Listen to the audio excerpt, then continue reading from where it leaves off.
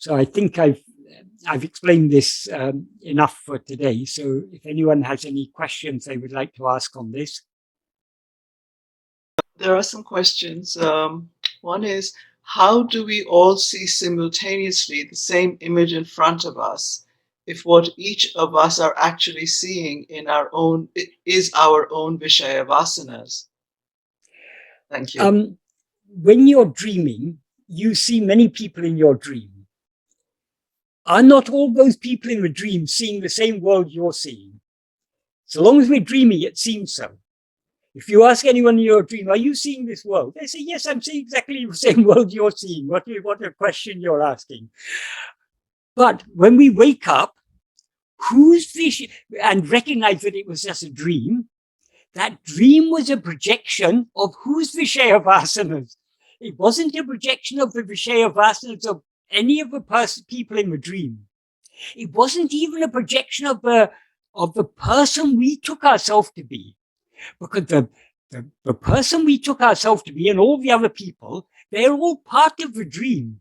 So they are all part of the projection. What projects all these things is ego. And as ego, that is, it's ego.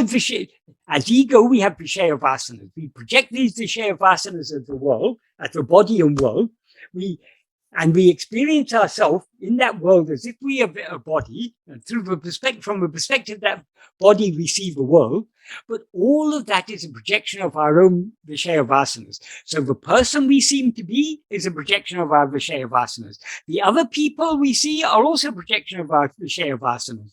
So those other people who seem to be just like us seeing the world, they seem to be seeing the same world. But actually, there's only, in any dream, there's only one dreamer. The next question is... Can I just say one more thing? That is, it's very important for us to distinguish ego from the person that we as ego now seem to be. That is, ego is the dreamer. The person we now seem to be is a person within the dream.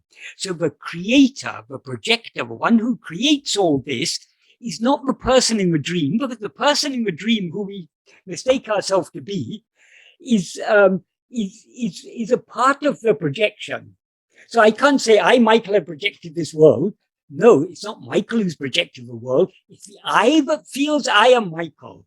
There's an important distinction. We need to distinguish ego. That is, Michael is just a bundle of 5 sheaves. Body, mind, body, life, mind, intellect, and will. That is what we call Michael. But there's something there that is aware of itself as I am Michael. That is the problem. That is ego. And it's ego who is projecting all this, projecting and perceiving all this. Because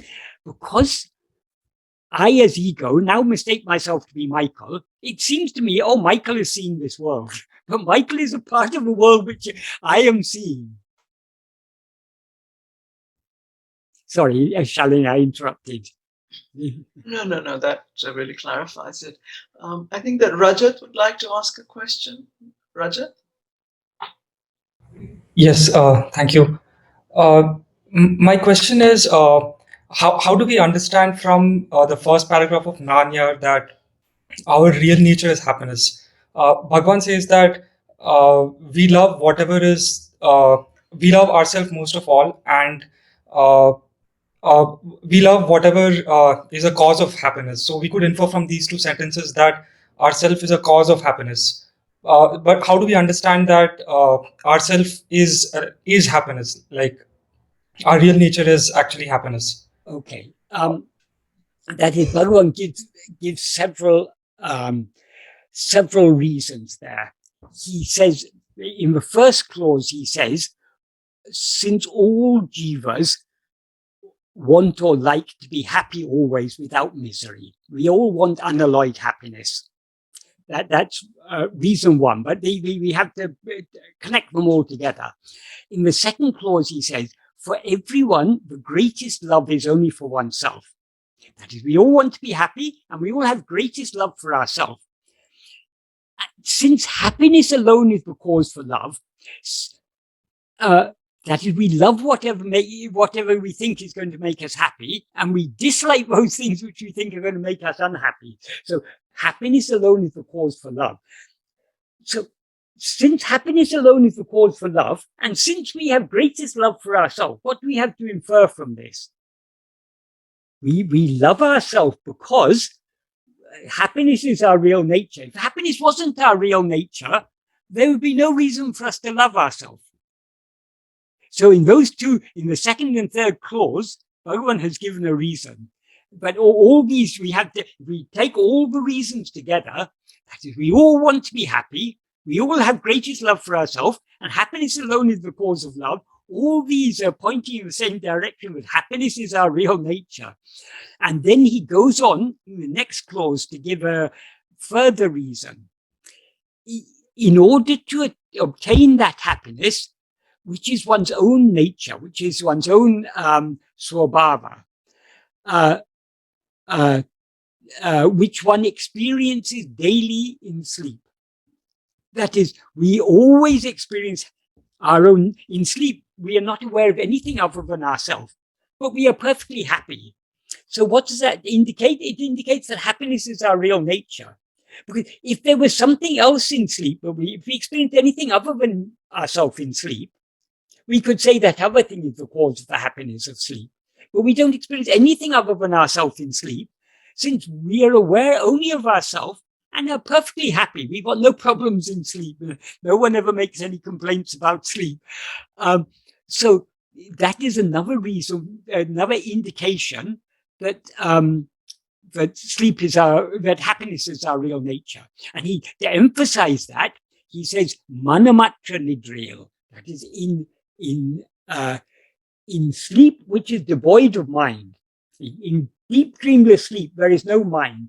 All phenomena, all other things appear only in the mind. So in a state where there's no mind, there's nothing other than ourselves. So we alone exist in sleep, and we're happy. What does that imply? It implies that, he clearly indicates that happiness is our real nature. So he gives several reasons here. We need to think deeply about these reasons, and it's perfectly logical. If we are aware of nothing other than ourselves in sleep, and we are happy, that means happiness is our real nature. It's what we actually are. Likewise, since happiness alone is the cause of love, if we have greatest love for ourselves, that means why do we love ourselves? Only because we are happiness. Happiness is our real nature. And therefore he concludes, Tanne tan aridal vendam, oneself knowing oneself is necessary. That is, in order, since happiness is our real nature, in order to obtain that happiness, it's necessary for us to know ourselves. What does he mean by Tanne tan aridal vendam, oneself knowing oneself? We all know ourselves. There's nobody who doesn't know themselves. But the problem is, we don't know ourselves as we actually are, because instead of being aware of ourselves as just in sleep, we're not aware of anything other than I am. So I am is what we actually are. That is our me, that fundamental awareness of our own existence. That is what we actually are. In sleep, we're aware of ourselves as just I am. But in waking and dream, we're not aware of ourselves as just I am. We're aware of ourselves as I am Rajat, or I am Michael, or whoever. That adjunct mixed awareness obscures our awareness of ourselves as we actually are. It's a false awareness of ourselves. So we need to be, when he says oneself knowing oneself, it's not that there's a new thing for us to know. Till now we didn't know ourselves, and we've got to know ourselves. No. Till now we have known ourselves, but known ourselves wrongly. In order to remove that wrong knowledge of ourselves, we need to know ourselves as we actually are. In other words, we need to be aware of ourselves as just I am, not as I am this or I am that. And then he concludes this first paragraph by saying, Adaku nana innam jnana vicharame mukhya sadhanam. For that is for knowing oneself, the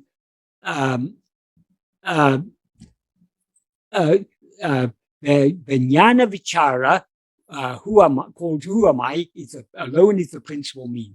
Jnana vichara, jnana means awareness. vichara means investigation. So when we are investigating who am I, we're investigating the fundamental awareness of our own existence. That's what he means by jnana vichara. So that is the principal means. Why is it the principal means?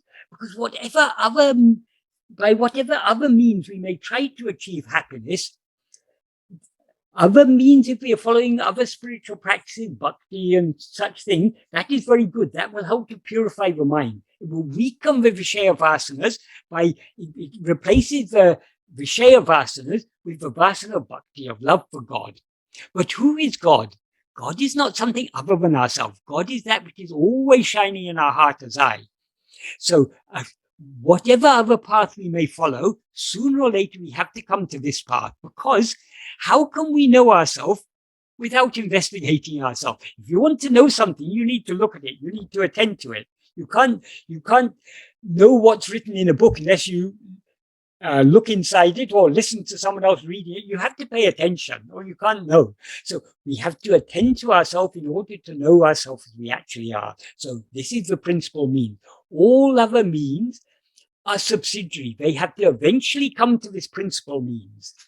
This is like the main river that flows into the ocean. All other spiritual paths are tributaries that must first join this river, and then only can they be discharged into the ocean. Does that adequately answer your question, Rajat? Yes, Michael. Thank you. The next question is, So the next question is, if the question, who am I, pops up while dreaming, does it mean that self-inquiry is taking root in the mind? Yes. That is, if we are practicing this path, if we are dwelling on Bhagavan's teachings and trying to put them into practice in the waking state, naturally we will this will continue even in dream. So we will be. It's not so much the question, who am I? That is the eagerness to know who am I. That is, because when Bhagavan talked about who am I, he's not actually talking about a question. He's talking about an investigation, a curiosity to know who am I. If we're curious to know what we are, we need to look at ourselves. We need to attend to ourselves keenly. So that will happen even in dreams sometimes. But one thing that often happens in dream, if we remember to be self-attentive, it will often bring us to this waking state. The reason being that generally, that in this present dream, we are very strongly attached to this body. So our connection with this body is not easily broken. But in many of the dreams that we have at night, not all of them, but in many of them, our attachment to that dream body is more tenuous. It's not such a strong attachment. So even a little bit of self-attentiveness breaks that identification with that body. And so we come back to this waking state. Or sometimes we go from that dream into another dream. That also happens. That we wake up from one dream into another dream, and eventually we wake up from that dream into this dream. So all these things, but that is, the more our mind is dwelling on Bhagavan's teachings and thinking about these things and trying to put them into practice in the waking state, the more these things will continue in dream. Not only will we be practicing this will be thinking about this, and we'll be sometimes we'll be discussing with other people, explaining Bhagavan's teachings and all these things. It's a natural, because we now have the inclination to dwell on Bhagavan's teachings and to try to put them into practice. That is, we are developing this vasana towards Bhagavan's teachings and towards putting them into practice. This will continue in dream. So it will happen, yes, certainly.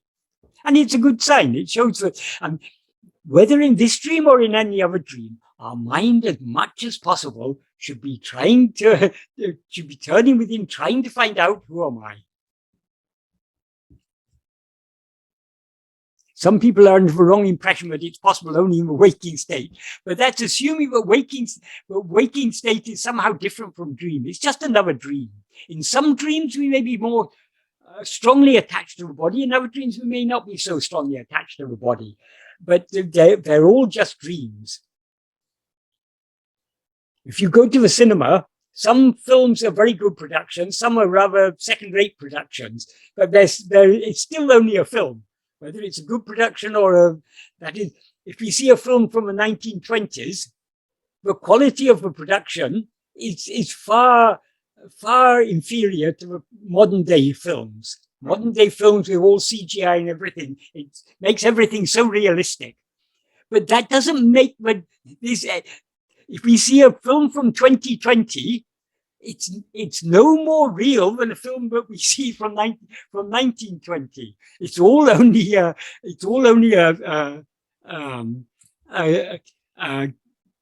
projection on a cinema screen. That's all it is. So likewise, whether our dream is a good quality dream, like our present one, which seems, and when our attachment to the body is strong, the dream that we experience will seem to be more consistent, more abiding by the laws of nature. Whereas the less strong our attachment to a body, the more things will seem to be unstable, or there'll be less law-abiding. One moment we'll be in Delhi, next moment we'll be in Tiruvannamalai, next moment we'll be in New York. We're talking to someone, we may be talking to our father, and it suddenly becomes some other person. All these things, these happen in dreams where our attachment to a body is not so strong. So things are unstable. But the more stronger our attachment to a body, to the current body, the more consistent and stable the dream seems to be. This is the reason why some dreams seem to be more consistent than others. But even this distinction is from the perspective of our view in our present state. When we're in a dream where everything is inconsistent, we don't find it inconsistent at that moment. It's only when we wake up that, that was so inconsistent, that dream. One moment I was in one place, one moment I was in another place. The people seem to be switching their identities. We notice those differences only from the perspective of some other dream.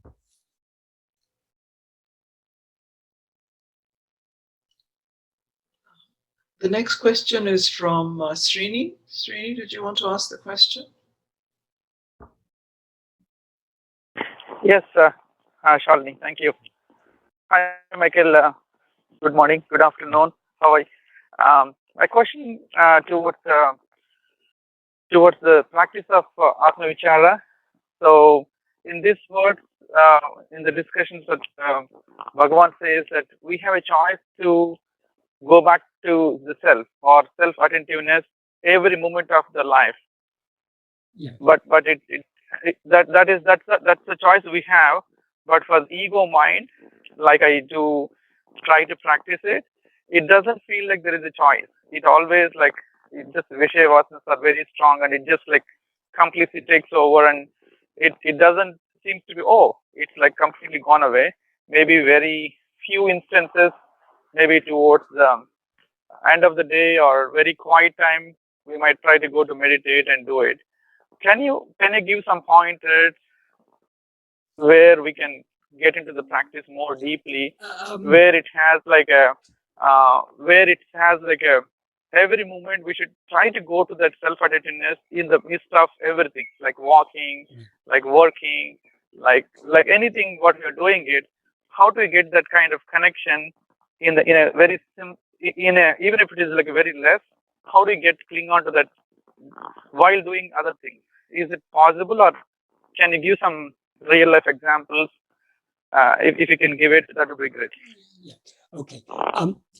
Bhagavan doesn't say explicitly we are faced with a choice every moment, but it is implied by it. We have to understand this. The key is, as Bhagavan often said, Bhakti is the mother of jnana. The key is love. We do have a choice every moment. Even when we're allowing our mind to be swayed by Vishaya Vasanas, we're constantly being faced with choices, whether to think of this or to think of that. That is, so many vasanas are competing with each other to attract our attention. We choose, we're not consciously, oh, today I'll follow this vasana, but what is actually happening moment to moment, we are choosing which vasana to follow. So we always have that choice whether to follow any other Vishaya vasana or to follow the Sattvasana. In other words, following the Sattvasana means being self-attentive. Following any other vasana means attending to anything other than ourselves. We have that choice.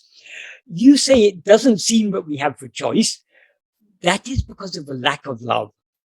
If we truly wanted, if we wanted above all else just to be self-attentive, we could be self-attentive. The trouble is, we want to be self-attentive a little bit, but I also want so many other things. So because we are overwhelmed by our inclination to attend to other things. The only way to overcome this is by patient and persistent practice. There's no shortcut. This path itself is the shortcut. What can be shorter than turning our attention back to ourselves? But so long as we're lacking sufficient love to do this, there's no shortcut to cultivating the love. The only means to cultivate the love is to persevere in the practice. It doesn't matter. Bhagavan often used to say, it doesn't matter how many times you fail. The important thing is to keep on trying. Because, why? Because if you truly have love for something, you'll keep on trying for it. If you may be very, very poor, but you've got great desire to become rich. So however many times you fail, you'll continue trying you'll spend your whole life struggling to try and become rich. If it's not your destiny, you won't become rich. But because of your love for the idea, oh, I would be happy if I were rich, you continue trying. Likewise, in this part, it's with anything. We succeed to the extent we persevere. And this path, more than any other, the perseverance is all important. Because if we don't persevere, we're allowing ourselves to be swayed by our Vishaya vasanas. The same old. We've been doing this for crores of janmas, for hundreds of millions of janmas of births. So if we really had enough of this, if we really want to free ourselves from this samsara, there is no means so effective as patient and persistent practice of self-attentiveness. And it doesn't matter how many times we fail, so long as we keep on trying. Because when we try, at least for a moment here and a moment there, we're attending to ourselves, at least to a small extent.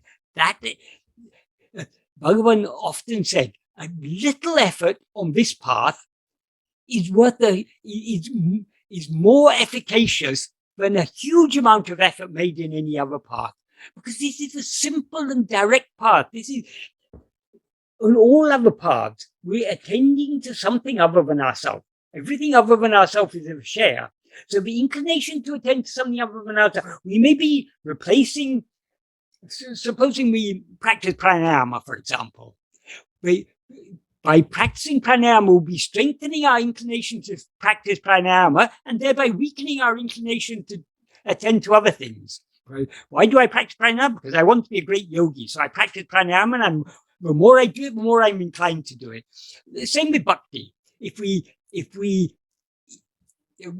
In bhakti, the whole idea of bhakti, whether we're doing puja, in other words, worshipping by the body, or japa by the speech, or dhyana, meditation by the mind, our whole aim is to direct our mind more and more towards God.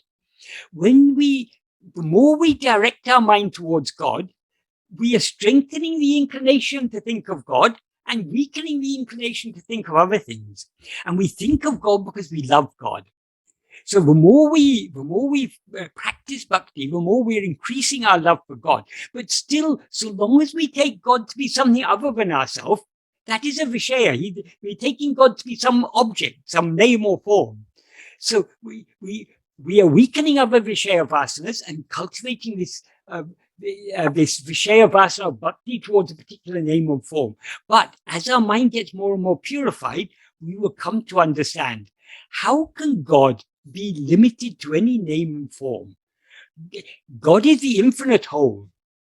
So if God is in this name and form, he must also be within me. So God is that. We eventually come to the understanding that God is not something other than ourselves. God is what we actually are. God is our own reality. So the direct way to know God, instead of looking for God in other things, God is most immediately and intimately present as ourself.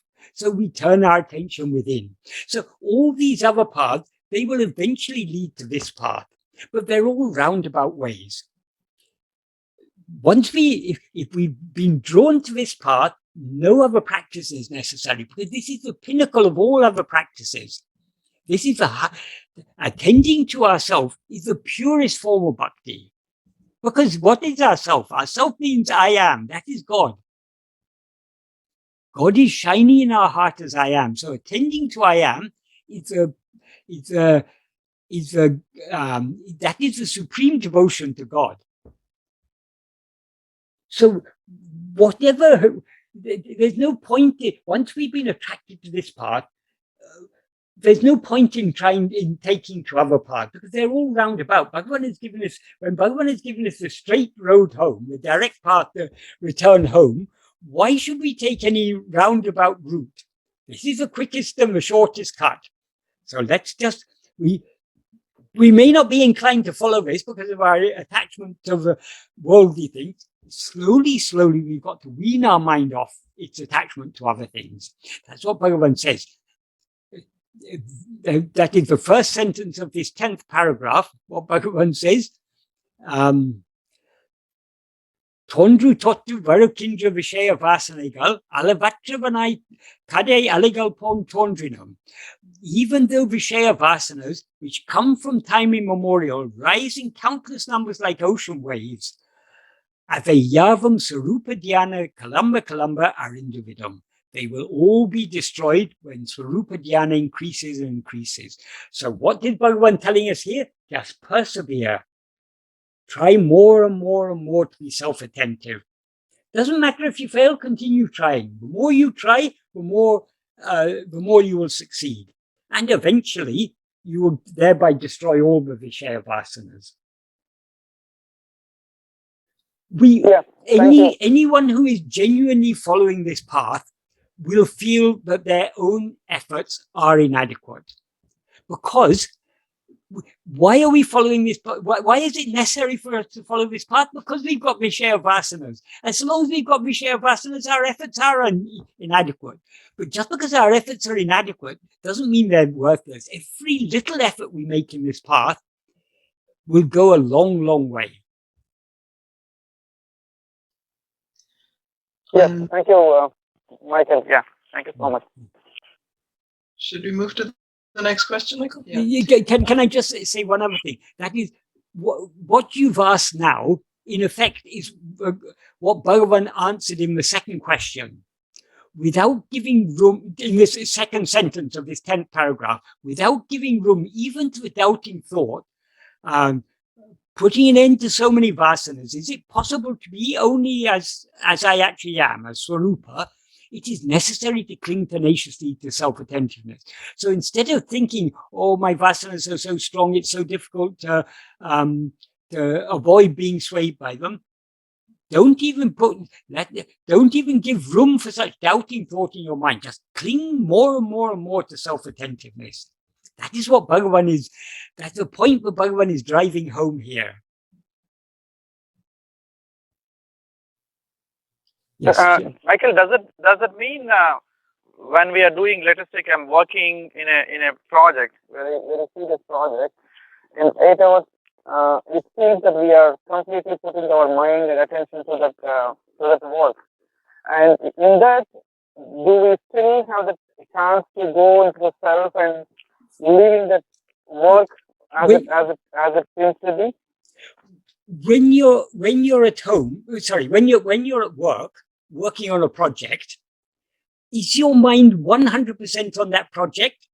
Doesn't occasionally thoughts of home, thoughts of your children, thoughts of your wife, don't they come to your mind occasionally now and then? Yeah. Does that obstruct your work?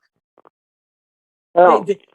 Likewise, why did the thought of your wife and your children come to your mind during your other work? Because of your love for them. If you have so much love to know yourself, that at least a little bit of the thought of that self-attention will be coming now and then in the midst of the work. It won't obstruct the work. In fact, the more self-attentive we are, the more perfectly the work will be going on. Because whatever we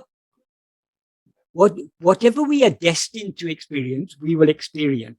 And whatever we need to do in order to experience that, we will be made to do by God, as Bhagavan said.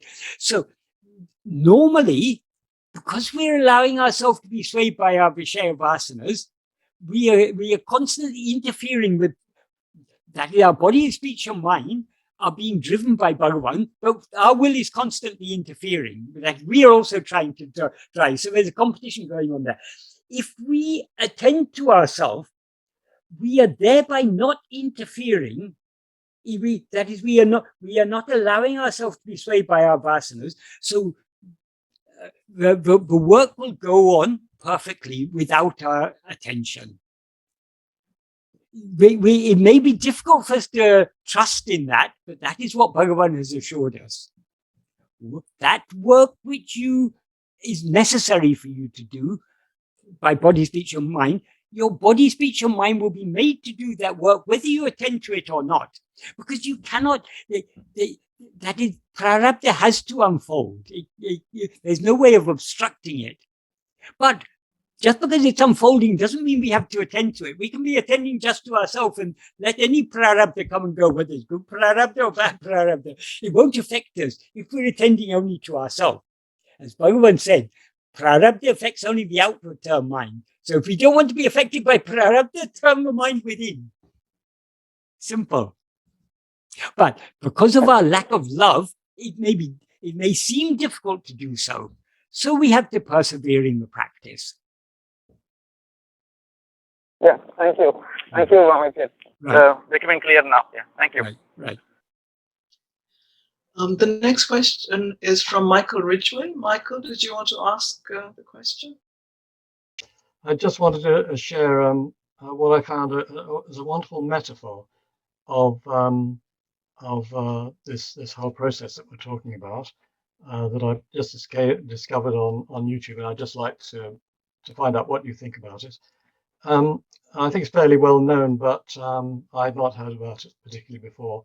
This was how an octopus managed to find its way out of a tank in an aquarium or something, but it was in this tank in the aquarium, and it just turned out that there was a slight gap for allowing the air into the top of the tank, and it managed to get through this tiny little gap and across the floor and into a drain and out into the ocean. So I just felt that was an amazing metaphor that kind of applies to us in a way. In that we are somehow really where we truly belong is in the ocean of our true self, and the octopus did this. I just thought that was an amazing example, and what we need to do is to find that gap in ourselves, which Bhagavan is showing us, which is to find that aperture, that very, very central point within ourselves. Find the very, very center bit. And do that, we will find our way out of this trap of the illusory ego and realize our true self. And there is only one gap, just like in the tank. The tank only had one little place where the octopus could get out. But one place that we can get out is this very, very central point, focused on this very center, who am I, or investigate who am I really, and you have to go to that very center point, and then you will actually get through that gap, just like the octopus was able to squeeze its way through, even though it was a tiny gap. So I just thought that was an amazing metaphor, somehow. I don't know what you feel about that. Yes, that's a very nice analogy, and particularly when you put in the context, the little gap we have to find is right in the center of ourselves. Yeah. That is why Bhagavan often said, go back the way you came. That it is from within ourselves that we came out. It is back within ourselves that we have to return. Yes. One thing was that there was another octopus in the tank, and that octopus wasn't particularly bothered. It was quite happy where it was, and it was happy it with had no samsara. idea why its friend was bothered with getting. Yes. Sorry? That is, the majority of us are still quite happy with this samsara, in spite of all the difficulties, in spite of all the suffering that this samsara brings us. We are still happy with it. Once someone asked Bhagavan, though you say the world is unreal and that happiness lies within, why is it that my mind keeps on going out towards the world? Bhagavan said, because you haven't yet had enough of it. That is, we must be so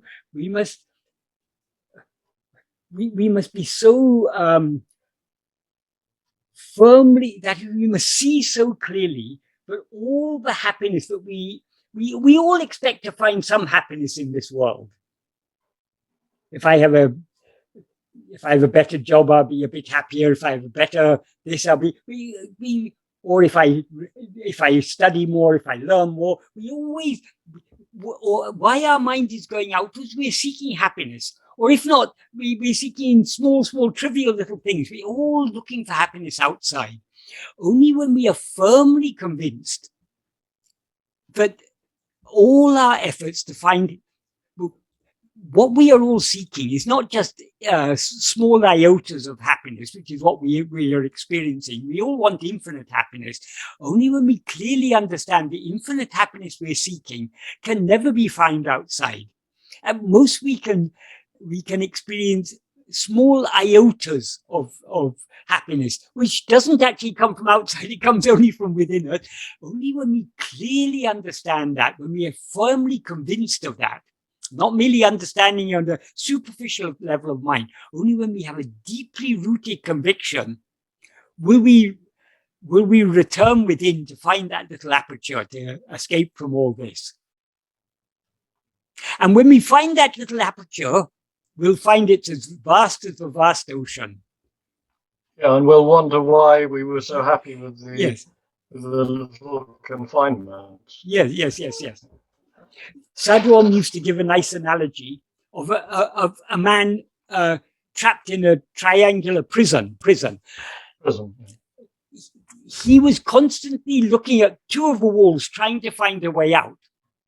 Those two walls are second and third persons, or past and future.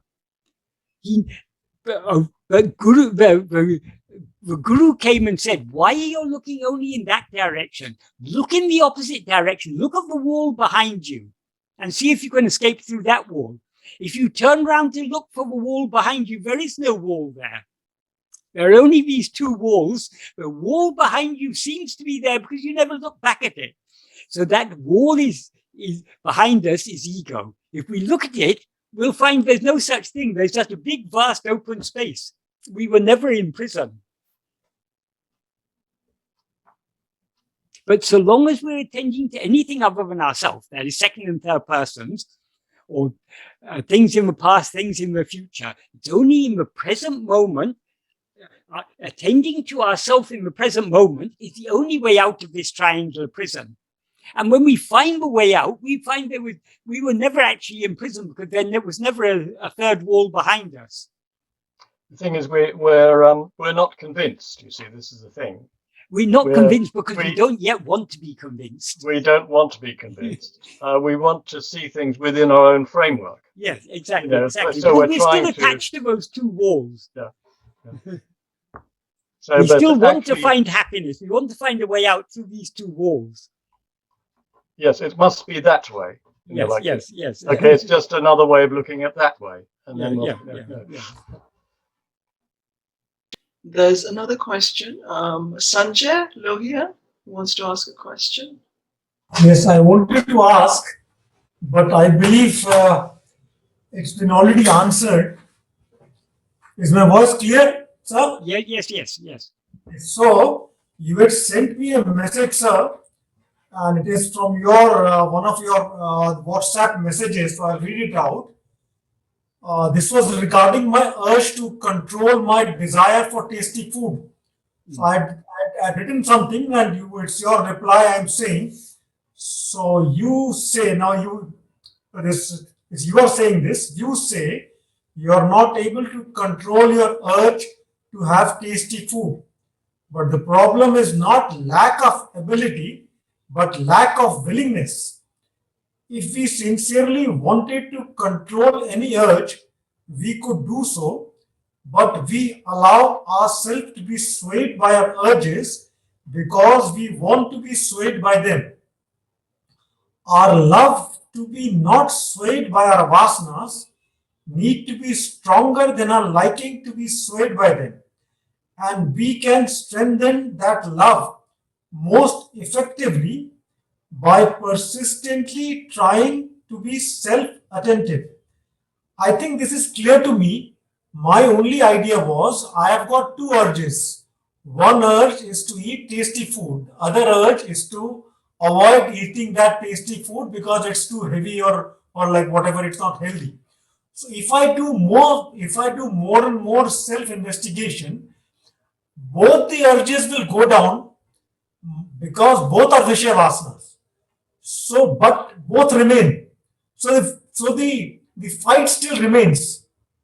So how will I win over my urge to not to go after those tasty foods? Because both the urges are still there.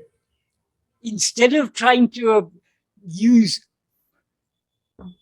one Vishaya Vasana to overcome another Vishaya Vasana, use the Sat Vasana to overcome both of them. That is, by clinging to self-attentiveness, you're strengthening the Sat Vasana.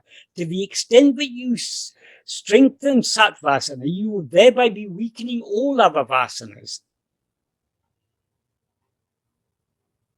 Yes. So this is a gradual process because so long as our Vishaya Vasanas are still relatively strong, we can't overcome them overnight. We have patient and persistent practice. How long will it take? We can't say. Bhagavan alone knows that. All we know is if we persevere, we will succeed. Bhagavan has given us that assurance. So all we do is we persevere. Let's not worry about other Vishaya Vasanas. That is, some Vishaya Vasanas are relatively good. Some are relatively bad. They're called Subha and Asubha. But when we allow our mind to go outwards, we should try to be swayed by the Subha Vasanas rather than the Asubha Vasanas. But best of all, not to be swayed by any Vishaya Vasana at all, by turning our attention within. So if we cultivate this, if we strengthen our Sat Vasana by this persistent practice of self-attentiveness, it will be easier for us to avoid being swayed by, when our mind goes outwards, it will be easier for us to avoid being swayed by the Asubha Vasanas and to be swayed by the more Subha ones. That will be easier. So if you persevere in the practice of self-attentiveness, it will be easier for you to not be swayed by the bad vasana of overeating, and to be swayed instead by the good vasana of eating in moderation. How does it work, sir? Means if I develop an Swatma Bhakti, as you say, if my mind goes out, how do I develop the power to control my Ashubha Vasanas? Because when you are cultivating the Sat Vasana, you're cultivating the strength to be not swayed by your Vishaya Vasanas. So the more strength you have to avoid being swayed by Vishaya Vasanas, when you are being swayed by Vishaya Vasanas, you can use that strength to avoid being swayed by the Asubha Vasanas and to be swayed instead by the Subha Vasanas. So so in a way, we are garnering strength, and that strength we can use. That strength we use to control our vasanas. Yes, that's what Bhagavan says in the 6th paragraph. By practicing and practicing in this manner, ipidi paraka paraka, manatiku, tampirapiritil, tangi nikam shakti adikadi kindradu. That is, by practicing and practicing in this manner, that is, whenever our attention goes away, turning it back towards ourselves. That's the practice Bhagavan is referring to. And when we turn it back towards ourselves, then trying to hold on to ourselves, instead of allowing it to slip away again. And if it slips away again turning it back towards ourselves. That's about practice Bhagavan is referring to. By practicing and practicing in this manner, the mind gains the strength to abide firmly in its birthplace increases. For the mind, its strength to abide for the mind, the strength to abide firmly in its birthplace increases. So the more the strength increases, the less power our vasanas will have over us. So when we're allowing our attention outwards, we will not so easily be swayed by it'll be easier for us to avoid being swayed by the bad vasanas and to be swayed by better vasanas. Because it's definitely better to eat in moderation than to overeat. And everyone knows that. But many people are not able to resist the urge to overeat because they don't have the strength to. That's my case. But you can gain that strength by this practice of self-attention. But I'm not saying you practice this in order to overcome your bad habits. That will be a byproduct. Why we are investigating ourselves in order to overcome all vasanas. But the strength you gain thereby, as a byproduct of that strength, you'll be able to more easily avoid the more harmful vasanas, and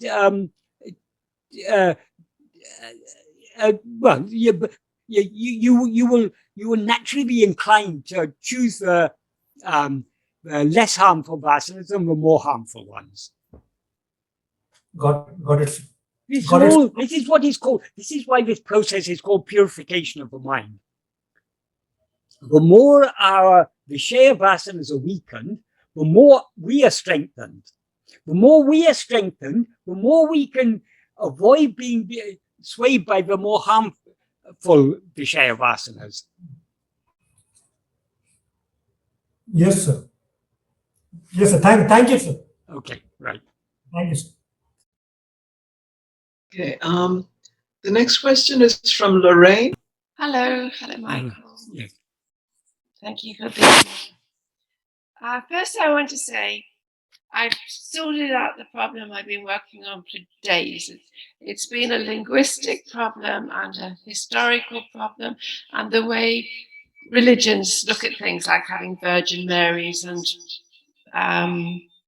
female and male goddesses and all this duality. I realized for the first time while I was first self-investigating that it is our nature to be in the gross area, in the subtle area, and in the pure consciousness area. That is nature, and that is God, and that is how we all are. It's just that we're seeking to sort of get up the ladder by doing what you're encouraging us to do. So I feel as if I broke through a big shell there. So thank you very much. But all dualities, such as male and female, god and goddesses, all differences appear only when we rise as ego.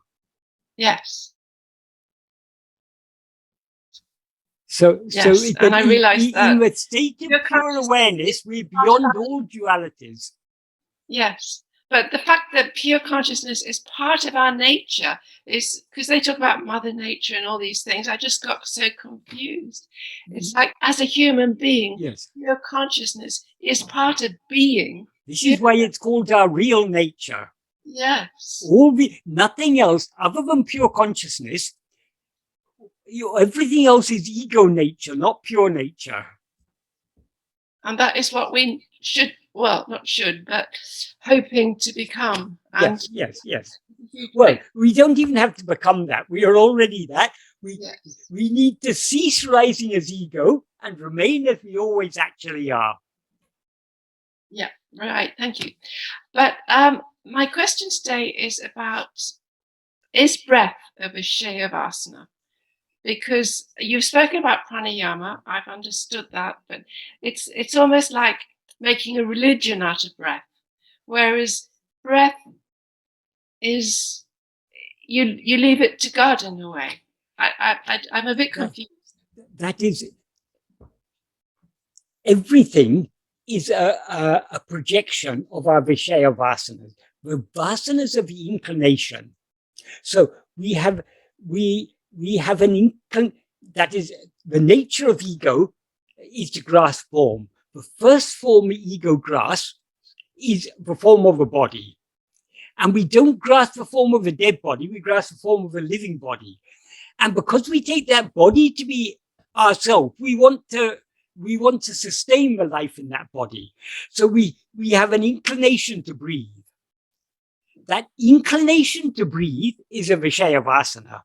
The breath itself is a result of that Vishaya Vasana, the sprouting of that Vishaya Vasana. Vasana means an inclination. Everything that we experience is a result of our inclinations. Right.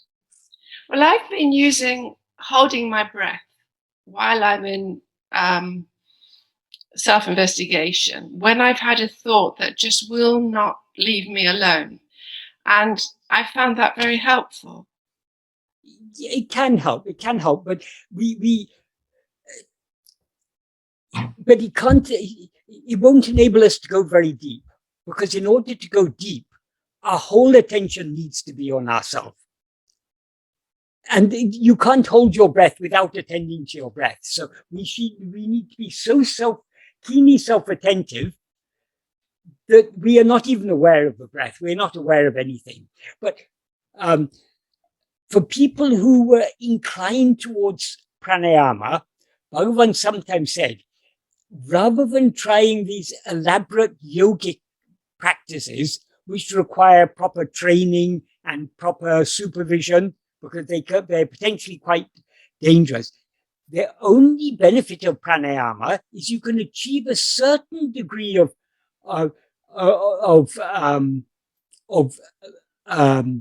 calmness of mind, which you can use to turn your attention back to yourself. So if, in order to attain that calmness of mind, you need not do all these elaborate exercises. It's sufficient just to to attend to the breathing. If you attend to the breathing, it automatically calms down. Bhagavan doesn't recommend that of his own accord. He recommends that only to people who were much attracted to this path of pranayama. Right. But the most effective way to calm down the agitation of the mind, why is the mind agitated? Because we're allowing ourselves to be swayed by Vishaya Vasanas. If we turn our attention back to ourselves, that is the most effective way to calm the mind. Because when you're attending to yourself, it's a state of perfect calmness. Mm-hmm. The agitation arises only when we allow our attention away from ourselves. Right. So rather than using the breath as an aid, which is only of a limited aid and can prove to be a distraction, it's better just to, instead of watching your breath, just watch yourself. Just be self-attentive. That will very quickly and very effectively calm down the mind. Right. Well, it's been a couple of different conspiracy theories going on with all this political stuff that's happening. And I've just found it so invasive Mm. that the only thing that really helped was holding my breath. And If that helps you, well and good. But that is a means, not an end. The aim is to be self-attentive. yes. Now, I do find when I've held my breath, my mind calms down, and then I can carry on with just stillness and holding. Yeah. And as far as conspiracy theories are concerned, they are as old as humanity. There have always been conspiracy theories, and there have always been people who are willing to believe in conspiracy theories. And most conspiracy theories are a mixture of truth and fantasy.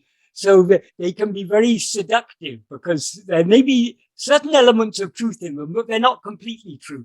So all these are a problem if we allow our mind outwards. The world, ultimately, this whole world, it's in God's hands. So whoever may be conspiring anything, they cannot change nothing can happen that is not according to his will. So let anyone conspire anything. It's not our concern. And I know it's duality again to say some people are evil, but in Hinduism they're called demons, and others are called saints. So it's again that. When we look outwards, all these dualities seem to be true. Definitely, if we look at this world, some people are relatively good, some people are relatively bad, and most of us are just rather mediocre. We're a mixture of good and bad. Yeah. But there are some who are extremely bad, there are some who are extremely good. So, but all these differences appear only to the outward term mind. Yes. And the world will always be like that. There will always be good people in the world. There will always be bad people in the world. The world is never going to be a perfect place. Because why does the world appear? Because we have risen as ego. So the world is based on a fundamental error. That is, ego is itself an error. Because as ego, we're always aware of ourselves as I am this body, which is false. We are not this body, but we experience ourselves as if we were this body. So this whole world is based upon ignorance, upon an error. That ignorance is what is called ego. Mm-hmm. So it will never be a perfect place. If we want to find perfection, we can find perfection only in ourselves. Mm-hmm. I've also been thinking about animals, and Bhagavan loved animals. They don't have ego, I presume. They do.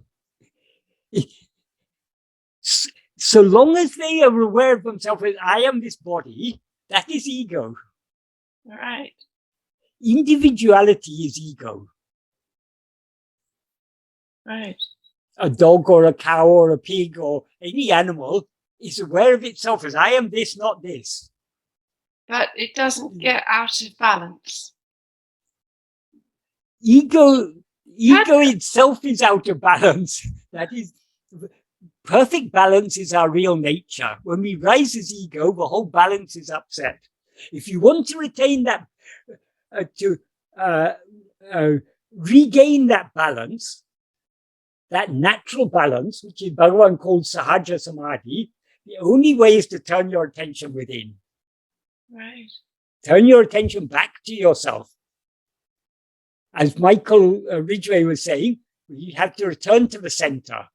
Yeah. Right deep within ourselves, there is a center. That is a place of perfect equilibrium, perfect balance. And only humans can do that? No. Only egos can do that, because every ego is aware of itself as I am. The human birth is said to be beneficial for that. That may be the case, but see, Pasu Lakshmi, Cow Lakshmi, she attained liberation. Bhagavan very clearly indicated. In this lifetime, she wasn't human. So why do we feel I am human? I am human, therefore I'm superior to all these animals. Because we take a particular body as I. We are not human. We are neither human nor animal. Well, humans are just another species of animal, but we are not any animal at all. Because animals are bodies. We are not a body. So you're saying a cow became enlightened? Yes. How did you know that? That is, have you not heard about cow Lakshmi? No. That is, after the ashram at the foot of the hill started to grow up, someone brought a cow and presented it to the ashram. Right. And there was debate, how can we look after this cow? Anyway, finally the cow was accepted.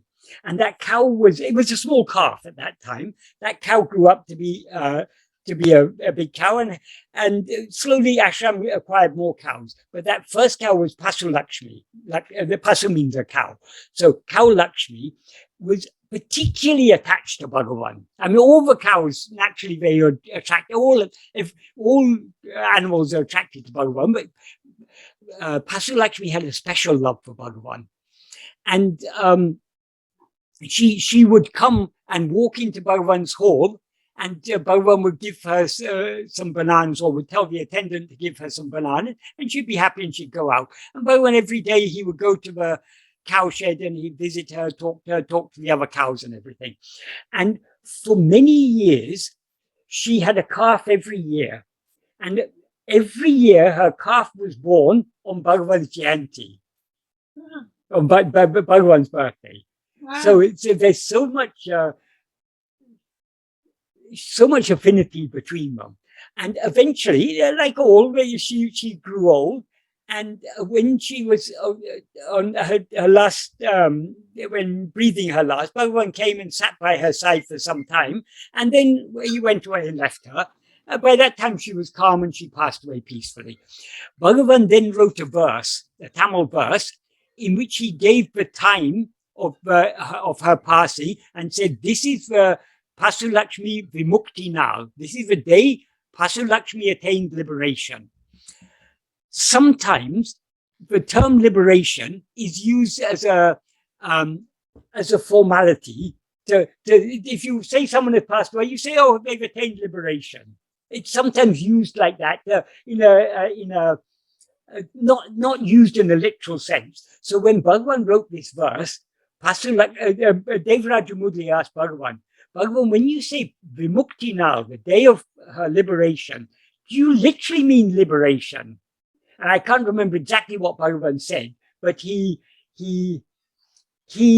clearly, without explicitly saying it, he clearly indicated that was the case. Wow, that's incredible. Because what is the difference between a cow and you? It's only a difference of different species, a different body. But we've got intellects and we can talk and we communicate. Yes, and a lot of good that does us. Yeah. Our intellects often lead us astray. Yeah. They also have intellect, but their intellect is you.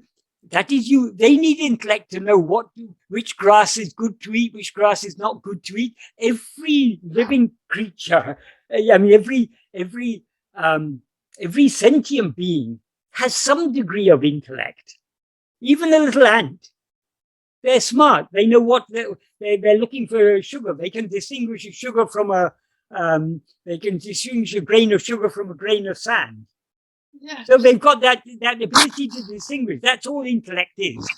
We happen to have a somewhat more sophisticated intellect, but animals are more sophisticated in other ways. For example, our sense of smell is nothing compared to a dog's sense of smell.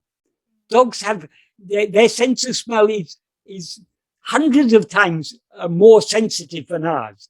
So these are just differences. But what is common to all are aware of themselves as I am. But instead of being aware of themselves as just I am, they're aware of themselves as I am this body. So essentially, there's no difference. Fascinating. Thank you very much. Right. But if you want to find out the place of where there's absolutely no difference, that you will find only within yourself. When you find that place within yourself, then you'll find there's no differences outside either. Right. Thank you. In fact, there's not even a difference of inside and outside. Amazing.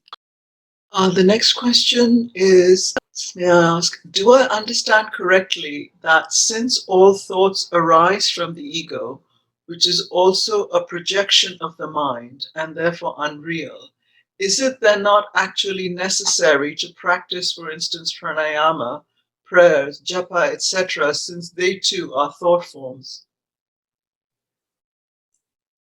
That is, all other practices may be helpful to a certain extent, but once we have come to this direct path, this is so much more effective than any other, because this is the direct path. All other paths, we're going outwards in one direction or another. Even bhakti, if we take God to be other than ourselves, we're allowing our mind to go away from ourselves towards something else. What God actually is only ourselves. So if we understand that God is nothing other than ourselves, we turn our attention back within. Turning our attention back towards ourselves, that alone is the direct path, because our aim is to know what we actually are. Because what we actually are is alone what is actually real. And that is happiness, and that is pure awareness, and it's pure love, it's everything. So since our aim is to know ourselves as we actually are, this is the direct path. So having come to this direct path, all the roundabout ways become unnecessary. The roundabout ways are useful in order to come to this path. But having come to this path, they become redundant.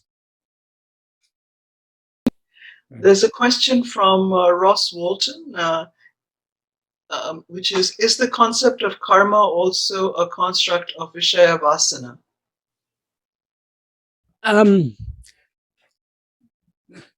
Karma is more than just a concept. That is, karma is a law of nature. But the Vishaya Vasanas are the starting point of karma, or the very starting point of karma is our rising as ego. As ego, it's our nature to have Vishaya Vasanas. It is Vishaya, whatever actions we do by mind, speech, or body, under the sway of our Vishaya Vasanas, are what are called agamya. There are three types, it is generally said there are three karmas, but actually there's only one karma, which is agamya. The other two karmas, though they are called karmas, they are actually not karmas, they are karma pala. That means they're the fruit of karma. So whatever action we do by mind, speech, or body, under the sway of our Vishaya Vasanas, in other words, according to our will, are what are called agamya. Every agamya we do produces fruit. That fruit is immediately stored in what is called sanchita. So in every lifetime, we are accumulating so much fruit. And from that vast heap of fruit of past karma that we haven't yet experienced, God selects which fruit are appropriate for us to experience in this lifetime, which fruit will be most beneficial, most conducive to our spiritual development. So the fruit selected by God for us to experience in this lifetime is called prarabdha. So these three karmas are agamya, sanchita, and prarabdha. The starting point is agamya. The sanchita and prarabdha are the fruit of the agamya. And what is it that impels us to do agamya? It's our vasanas, our Vishaya Vasanas. So Vishaya Vasanas are the starting point of karma. That is why in verse 2 of Upadēśa Undiyār, Bhagavan said that is, when we do an action, there are two types of results. One is the fruit. The fruit means if you do a good action, you will experience the fruit of a good action is a good fruit. The fruit of a bad action is a bad fruit. So if you are kind and generous and help people and everything, you are thereby doing good actions, and the fruit of those actions will be good fruit. That is, if you're ever given to experience those fruit, you'll experience them in the form of some pleasure. if you do bad actions, if you're cruel to people or animals, and if you're selfish or greedy or anything, those are bad. The actions you do impelled by your selfishness and greed will be bad actions, and those bad actions will have bad fruit. So if ever you're given to experience those fruit, you'll experience them as some form of pain or suffering. So the fruit of karma are the moral consequences of the karma. And many of the actions we do, they're not morally particularly good or particularly bad. They're fairly neutral. So the fruit will also be fairly neutral. So a lot of the things we experience in life, they're not particularly unpleasant. They're not particularly pleasant. They're just fairly neutral. So the karma phala, the fruit of karma, are the moral consequences. That is whatever we experience in our life is according to prarabdha. That is the moral consequences of actions that we've done in the past, but not moral consequences of not any random moral consequences. The moral consequences that have been selected by God. Those moral consequences are what are called the fruit of action. But the actions we do not only create this fruit, which will be stored and may or may not be experienced by us later, they also produce more seeds. That is, it's seeds that impel us to do the action, and the action in turn strengthens those seeds and produces new seeds. So those seeds are the vasanas. So the fruit of an action we do, we cannot experience in this lifetime. It will go because what we are to experience in this lifetime is already ordained, already allotted to us. That is, the prarabdha of this lifetime is already preordained. So it's predetermined. So we cannot experience whatever actions we do in this lifetime. We are not experiencing the fruit of those actions.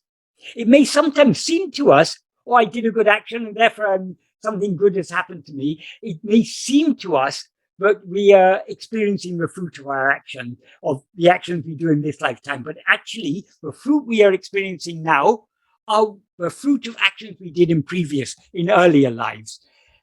And not, as I say, not random fruit selected by God for our spiritual, what is most conducive to our spiritual development. So the fruit of action will not be experienced by us in this lifetime, but the seeds are what impel us to do agamya, and the agamya creates more seeds, or it strengthens those seeds. So supposing you have an inclination to eat very tasty food. Because of that inclination to eat tasty food, if you allow yourself to be swayed by that inclination, you'll eat tasty food. The more you eat tasty food, the more you'll have a liking for that tasty food. So you're strengthening.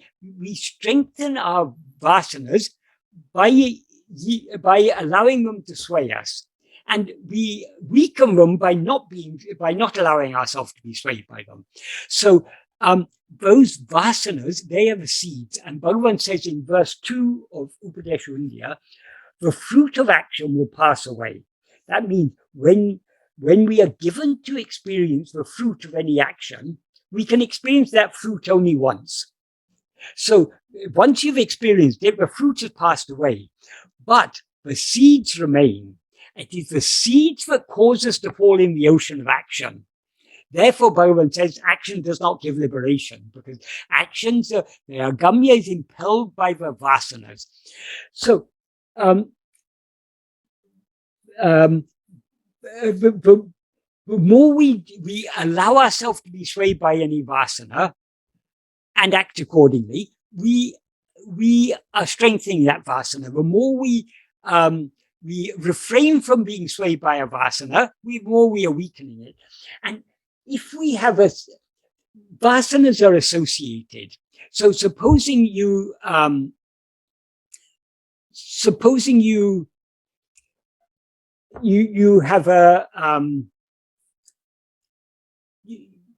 you've got an interest in philosophy, and supposing during this lifetime you cultivate an interest in ancient Greek philosophy. So you begin, you start off just with a general interest in philosophy, but then you specialize in Greek philosophy. And because of your interest in Greek philosophy, you want to learn ancient Greek so you can read the text in the original. So you then develop an inclination to learn Greek. So the one inclination sprouts related inclination. So in this way, our vasanas are in a constant flux.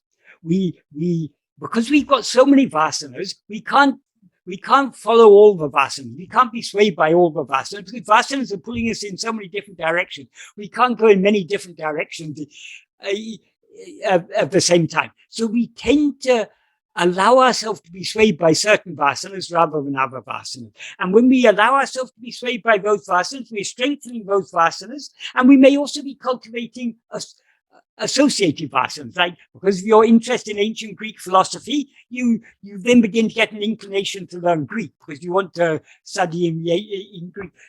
This is just an example, but like this, our vasanas are constantly in a flux, but we are not concerned so much about it's a vasana for what Vishaya. Vishaya means the object that we are inclined towards. That is not our concern. Our concern is all Vishaya vasanas tend to take our attention away from ourselves. So we don't want to be swayed by any Vishaya vasana at all. So in order to avoid being swayed by Vishaya vasanas, we need to cling to self-attentiveness. The more we cling to self-attentiveness, the more we are thereby cultivating Satvasana. Vishaya vasanas, in order to experience Vishayas, there never was anything other than ourselves, we need to do action by mind, speech, or body. That is the very movement of our attention away from ourselves is an action. Whereas to attend to ourselves, we don't have to do anything. We just have to be as we are. That is, attending to anything other than ourselves entails a movement of our attention away from ourselves. That is the starting of mental activity, and mental activity leads to actions of speech and body. So it all begins from the Vishaya vasanas. Vishaya vasanas give us an inclination to act in certain ways. If you are if you are inclined to enjoy a certain Vishaya, you'll be inclined to do the actions that will enable you to enjoy that Vishaya. So that the karma vasana, the inclination to act, is intimately connected to the Vishaya vasana. That is, every karma vasana is powered by or driven by a Vishaya vasana. So Vishaya vasana means our inclination to attend to anything other than ourselves. When we are attending to ourselves, we are not doing anything. We are just being as we are. That is why the inclination to attend to ourselves is called Satvasana. Sat means being or existing or just so being as we actually are, trying that inclination just to be as we actually are, to attend to ourselves so keenly that we thereby subside and remain in the place from which we rose. That is called Satvasana. The more we practice self-attentiveness, the more we are strengthening the Satvasana, and the stronger our Satvasana, the weaker our Vishaya vasanas will become, because we're not allowing ourselves to be swayed by them. So, if I've understood correctly, if we relinquish the notion of doership and we abide in the self more and more, we'll stop sowing those seeds, which will stop sprouting more. But relinquishing the doership is not an easy thing. That is, so long as we rise as ego, doership is the very nature of ego, because as ego, we experience this body and mind as ourself.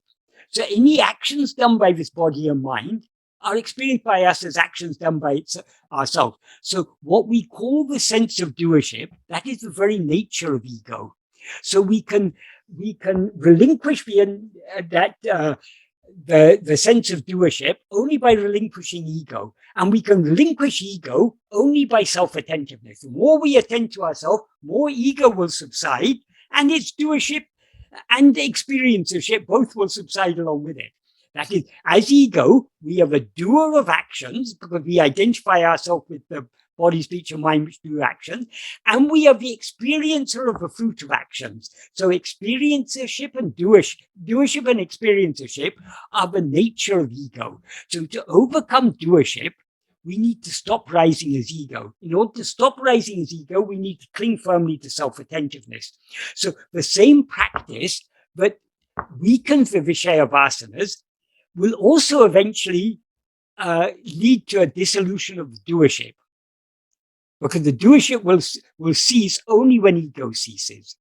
And the ego will cease only by means of this practice of self-attentiveness. Thanks, Michael. Right. The next question is, in day-to-day life, Vishaya Vasanas are inevitable when I need to interact with this world. I cannot be without them. Then how can I constantly be in my inner self? Then this practice of self-inquiry can be done only at the end of the day and not continuously. No, that is not the case. You say Vishaya Vasanas are necessary to interact with the world. The whole world is nothing but a projection of your Vishaya Vasanas. That is, Vishaya Vasanas are the cause, the world is the effect. So long as we're interacting with the world, we are doing so under the sway of our Vishaya Vasanas. That is, as soon as our attention goes, as soon as we are aware of things other than ourselves, only because we've allowed our attention to go away from ourselves. Allowing our attention away from ourselves is being swayed by the Vishaya Vasanas. So, so long as we are interacting with the world, yes, we're being swayed by our Vishaya Vasanas, but it is not necessary to be swayed by our Vishaya Vasanas. If we develop more and more love to be self-attentive, we can attend to ourselves, and whatever actions the body, speech, and mind need to do in order for the prarabdha, in order for the destiny to unfold, they will be made to do. So we can hand over this body, speech, and mind to Bhagavan. In other words, we surrender body, speech, and mind to Bhagavan. How? By holding on to I am. The more we hold on to I am, the more we are handing over charge of the body, speech, and mind to him. And he will that is according to the destiny. They will do what they have to do. He will make them do what they have to do, and everything will go on according to destiny. But we will, to the extent that we are self-attentive, to that extent we'll be indifferent to whatever may be happening. And if we attend to ourselves keenly enough, if we turn the full 180 degrees, ego will thereby be dissolved, and everything else will be dissolved along with it. And what will then remain is what we actually are, which is beginningless, infinite, unbroken Satchidananda. As Bhagavan says in verse 28 of Upadēśa Undiyār. If one knows what one's real nature is, then Anadi, beginningless, Ananta, endless, infinite, Akhanda, unbroken, Satchidananda, pure being, pure awareness, and pure happiness. And pure love. Happiness and love amount to the same thing. That is what we actually are. And that's all that will remain when ego is dissolved. Because everything else appears only when ego rises. As he says in verse 26 of Uḷḷadu Nāṛpadu, if ego comes into existence, everything comes into existence. If ego doesn't exist, everything doesn't exist. Ego itself is everything. Therefore, investigating what this ego is giving up everything. So it seems to be necessary to interact with the world only so long as we allow our attention away from ourselves. When we allow our attention away from ourselves, we seem to be this person. It seems to be this body. And as this body, we have so many needs. We need food, clothing, shelter. We need, so all this happens only because we've allowed our attention away from ourselves. And we allow our attention away from ourselves because we've allowed ourselves to be swayed by our Vishaya Vasanas. So our aim now is, if we want to be free of all this trouble, our aim is to weaken the Vishaya Vasanas and strengthen the Sat Vasana by this simple practice of trying to be self-attentive as much as possible. Self-attentiveness will never, being self-attentive will never obstruct anything else, because everything else is going on as it is destined to go on. So by being self-attentive, we are just refraining from interfering in whatever is destined to happen. If we allow ourselves to be swayed by our Vishaya Vasanas, then we are constantly interfering. Oh, I like this, I don't like that.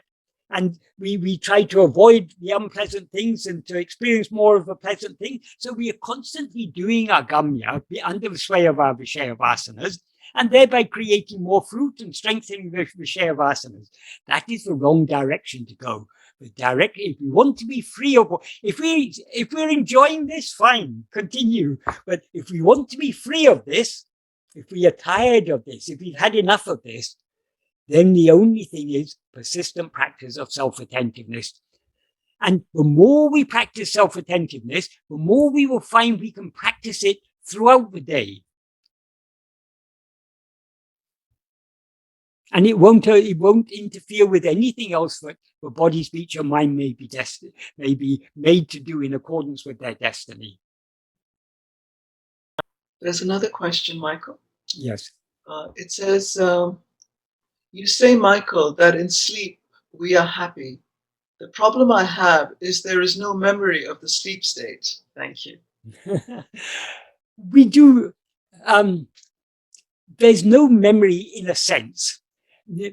When we talk about memory, memory is an impression left in our mind of what we have experienced. So memory is always about things other than ourselves. But there's not memory in the normal sense of the word, but there is a different type of memory. We have to use the word memory, but it's not really, because there's no adequate term for it. That is, we are all clearly aware that we slept. How do we know that we slept? Suppose that is generally people generally think of sleep as a state of unconsciousness. There's no awareness in sleep. It is true that in sleep we are not aware of anything, but we are aware.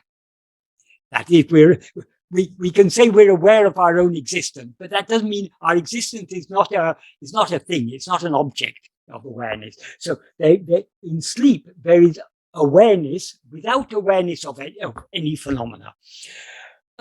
Because there's no awareness of phenomena, we have no memory of having experienced any phenomena in sleep. But so how do we know now that we slept? Because of that continuity of awareness through sleep, we recognize, we are aware, not supposing as people generally suppose that sleep is a state of unconsciousness, we would not be aware of any such state at all. We would not be aware of a gap between, we would just be aware of a seemingly unbroken succession of states of waking and dream. We would not be aware of any gap between those states, because if we had no awareness, we couldn't be aware of it. The fact that we are aware, we all know clearly, every day we experience three states. We experience this waking state, we experience dream, and we experience a third state in which we are not aware of anything. The fact that we are aware of having experienced a state in which we were not aware of anything means that how could we have experienced that if we were not aware there? Why sleep seems to be a state of non-awareness? Because in waking and dream, we are aware of things other than ourselves. So we associate the awareness with knowing things other than ourselves. But what we are aware of in sleep is only our own existence, only I am. So that awareness I am continues through sleep. So do we remember that? Yes, in a sense we do. But it's not a memory as such. It is, we recognize the continuity of our existence and our awareness. It's a recognition that we never actually cease to be I am. So in sleep, we remained as I am, and we were not aware of anything other than I am. So we say we don't remember sleep because we don't remember anything in sleep. But we don't remember anything in sleep because we didn't experience anything in sleep other than I am. So what we experienced in sleep was just our fundamental awareness of our own existence, I am. Even now we're aware of that. So that is the one continuity through all these states. So it's not so much a matter of trying to remember what we experienced in sleep. It's a matter of recognizing that we continue to exist and to be aware of our existence in sleep. We can understand it by reasoning, just as I've said now. That is, if we were not aware in sleep, we wouldn't be aware of ever having been in a state, but we are aware of having been in a state in which we were not aware of anything. Therefore, we were aware in sleep. We can logically understand that awareness continues in sleep in this way, but it will become really clear to us to the extent to which we practice self-attentiveness. The more we practice self-attentiveness, the more we will become familiar with our existence and awareness as something distinct from awareness of other things. So the more clearly we become aware of I am in its pure condition. Of course, we don't experience I am totally pure condition, but we begin to distinguish, by practicing self-attentiveness, we begin to distinguish that fundamental awareness I am from all other things. The more we're able to distinguish that fundamental awareness I am from all other things, the more we easily be able to recognize the continuity of that I am. I mean, if we seriously follow this path of self-investigation, it will be blindingly obvious to us that there was awareness in sleep, because that pure awareness that we experienced in sleep is what we are trying to experience now when we try to attend only to ourselves. When we try to attend to ourselves, we're trying to be aware of nothing other than ourselves. That state of being aware of nothing other than ourselves is a state of pure awareness, which is what we experience in sleep. Does this adequately answer the question? I'm not sure whether it does answer, to be honest, because I'm still, yes, logically, you can conclude that there was sleep, because one just sort of instinctively knows that there is always I am. Yes. We know that there is I am in the dream state, and we know that there is I am in the waking state. Whatever distractions there may be, there is always this underlying I am. So one, by reason, one knows that I am is always there. So therefore, the I am must be there during sleep. So we conclude it by reasoning. But there's no actual memory, and as you say, it's not a memory as such. But though there's no memory as such, there is a subtle impression which is akin to memory. That is, we all recognize very clearly that we experience three states. In two states, we experience ourself and phenomena. But in the third state, we don't experience any phenomena. We are not aware of anything. There's no object of awareness in sleep. But we are aware of having been in a state in which we were not aware of anything.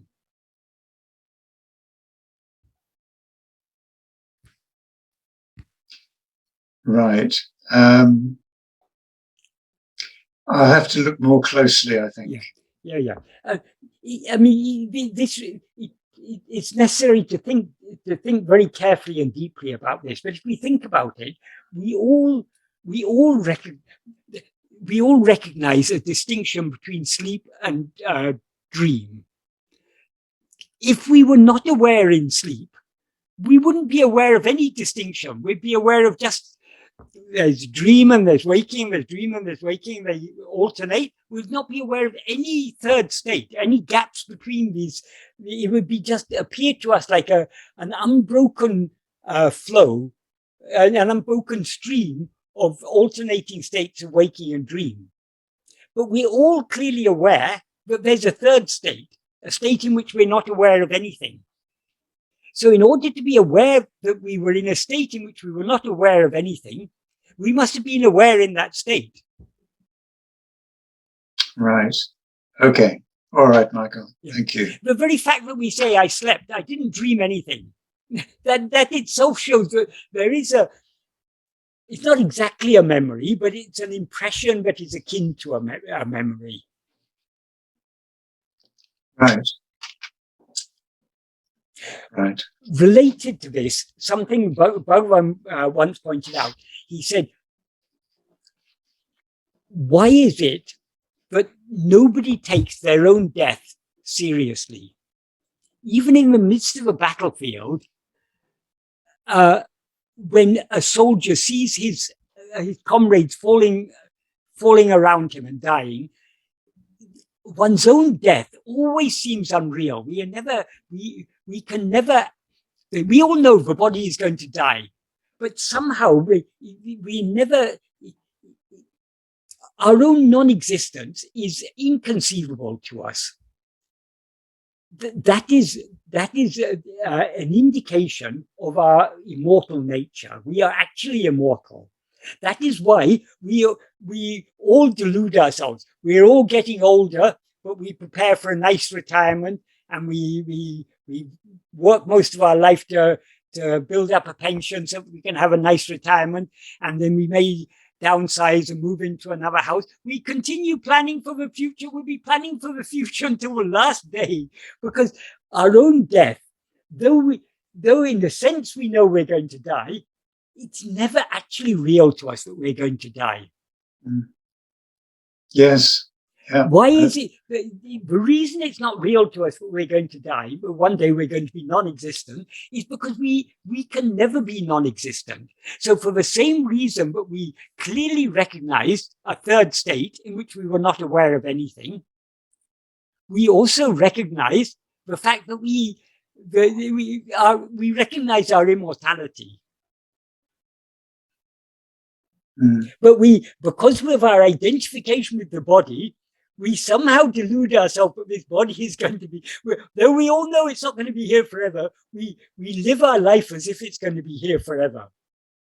Yes, it's a strange thing, isn't it? Yes. That we know that this body is mortal and it will pass away one day. Yet we know that we're immortal. Yes. We're beyond the body. Yes. In a strange sort of way. In a strange way, exactly. Thank you, Michael. And that's very much connected with the same thing of our continuity of our awareness in sleep. Though everything else disappears, I alone remain. Michael, But all this becomes more clear the deeper we go in the practice. The more we persevere in this practice, all these things will become clearer and clearer. Right. Because when we're turning our attention within, we're turning our attention back to that light of awareness, which is illuminating all these three states. Yeah. Well, that's always the answer, isn't it? To any of these problems, Yes. is practice self-awareness. Exactly. That's what Bhagavan spent 54 years dealing with to people. Whatever problem they may bring to him, to whom is this problem? Mhm. Yes. He's constantly turning our attention back to ourselves. All his teachings, whatever they may be, they're all pointing us back towards ourselves. Yes, indeed. So this question is, it starts, I was listening to a talk between you and Sean last night on YouTube. Sean mentioned that modern non-dualists refer to everything as the self. According to Bhagavan, is this a wrong notion? As in only pure awareness is the self, and all else are appearances within that, therefore not the self. So long as we see multiplicity, we see a distinction between ourself and other things. All those other things, as Bhagavan made clear, are nothing but a projection of our own Vishaya Vasanas. In other words, we as ego are seeing ourselves as all these things. That's why he says in verse 26 of Uḷḷadu Nāṛpadu, if ego comes into existence, everything comes into existence. If ego doesn't exist, everything doesn't exist. Ego itself is everything. That means we as ego are seeing ourselves as all these, as this world. But so long as we are seeing all this, it seems to be different from ourselves. So our rising as ego creates this duality of subject and object, self and other. That duality is, or experiencing that duality is the very nature of ego. When we know ourselves as we actually are, ego will thereby be dissolved, and everything that appeared in its awareness will be dissolved along with it, and what will then remain is what we actually are. So ultimately, to say everything is ourself, that is true in the sense, everything in the sense of the only thing, all there is ourself. We are the only thing that actually exists. Everything else is just an appearance. But even that appearance is not other than ourself. I mean, just like the snake is not other than the rope, all this multiplicity that we're experiencing is nothing other than ourself. But we cannot see it as ourselves so long as we're seeing it as multiplicity, because we are one and this is many. So we can never see anything other, so long as we're seeing anything other than ourselves, we are not seeing it as ourselves. When we see it as ourselves, there will be no other, there will be no multiplicity. There will only be that single eternal, infinite state of Satchidananda, what we actually are. So it is said, for example, in the Upanishads, it is said, all this, everything is indeed Brahman. That is true in a sense. But Bhagavan refined that by saying everything is ego. Bhagavan is not contradicting what is said in the Upanishads. He's presenting the same thing in a more refined way. That is, in whose view does all this appear? To whom does it all appear? It appears only to ego, only in the view of ego. So it is ego that is seeing itself as all these things. So all these things are nothing but ego, as he says in verse 26. Ego itself is everything. If we as ego investigate ourselves, in other words, if we turn our attention away from this appearance of multiplicity, back towards ourself for one, we will see ourselves as we actually are. When we see ourselves as we actually are, that alone will remain. So when we investigate ourselves, what now seems to be ego is actually nothing but ourself. It's nothing but the pure awareness that we actually are. But the difference between pure awareness and ego is not a difference in substance, it's a difference in appearance. Just like the difference between the snake and the rope is not a difference in substance. They're the same thing. There's only one thing there. The difference is a difference in appearance. What is actually there is only a rope. We mistake it to be a snake. So it seems to be a snake. It appears to be a snake, whereas, while in fact it's only a rope. Likewise, so long as we're looking away from ourselves, we seem to be ego. But this ego and our real nature are one in substance. They're not two different things. They're not two eyes. As Bhagavan often said, they're not two eyes.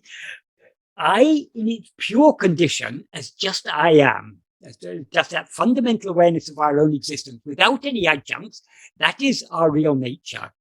When the same I is mixed and conflated with adjuncts, as I am this or I am that, that is ego. So,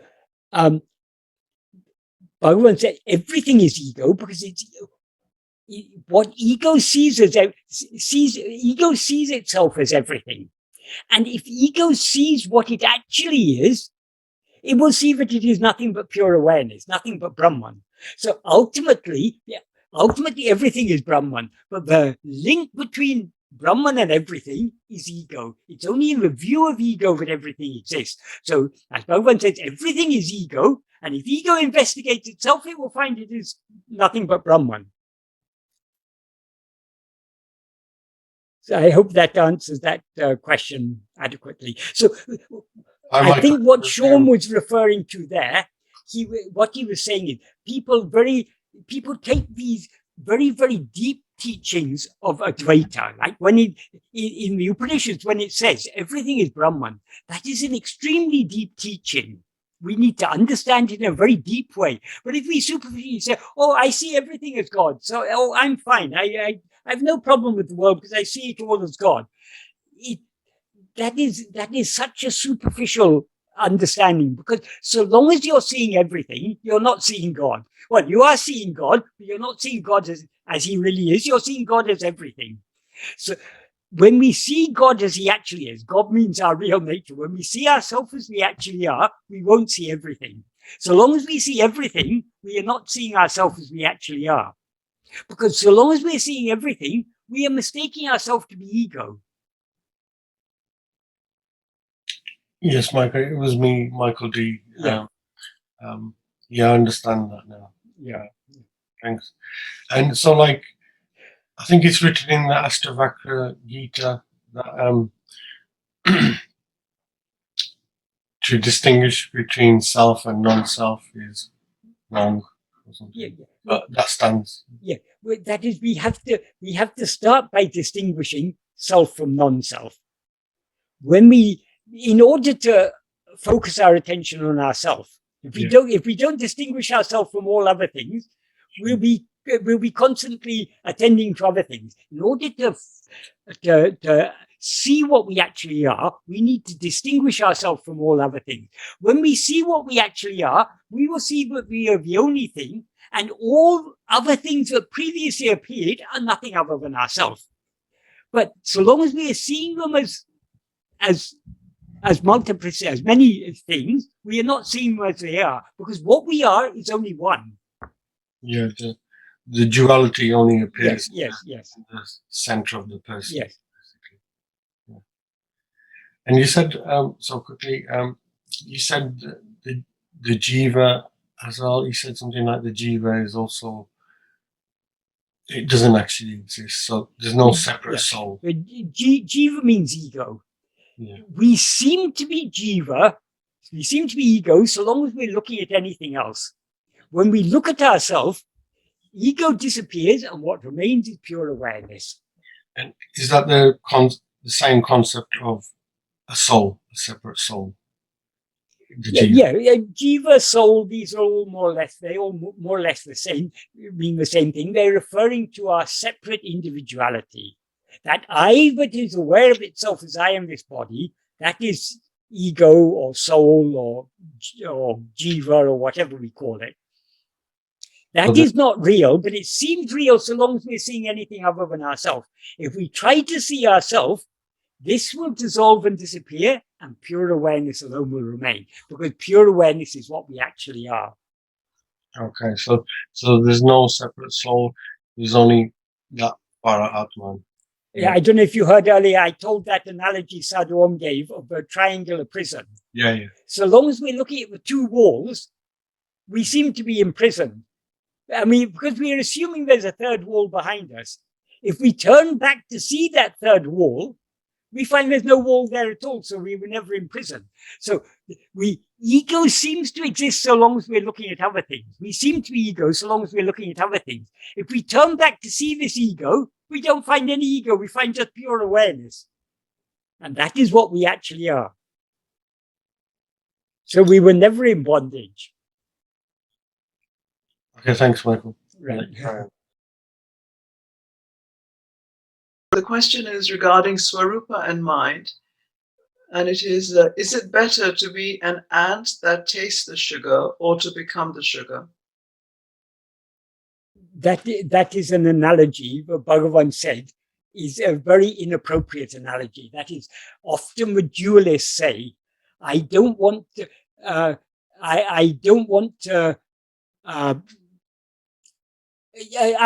want to enjoy the nectar. I don't want to become the nectar, referring to God. And Bhagavan said that is a very inappropriate analogy because God is not insentient like sugar or nectar. God is Satchidananda.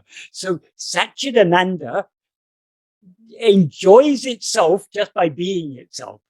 So it's not a choice of being, there are no two things. There's not the sugar and the ant, or the nectar and the bee, or whatever it is. There's only one thing. There's only Satchidananda. Satchidananda experiences pure happiness just by being as it actually is, because it is pure happiness. Okay, the next question is from Krish. He had raised his hand earlier. Please, could you clarify with reference to the annihilation of the ego? Some spiritual teachers say that upon self-realization, the ego is not completely destroyed. Instead, it is seen as illusory. The personality still plays a functional role. That is, a person will respond to their name and use personal pronouns. But the difference is that the focus of identification has shifted from the false self to the true self. I'm not sure what to believe. Okay. Yes. There are many different beliefs about what is the state of liberation. According to Bhagavan, liberation, as he says in verse 40 of Uḷḷadu Nāṛpadu, liberation is nothing but destruction of ego.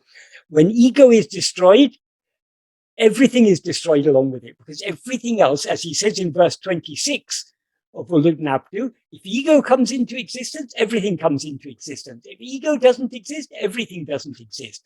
So when ego is destroyed, the whole world is destroyed along with it, because the world is nothing but a dream. When the dreamer is no more, there cannot be a dream without the dreamer. The dreamer is only ego. That is the truth, as taught by Bhagavan. Because people are still attached to this world, they want to have their cake and eat it.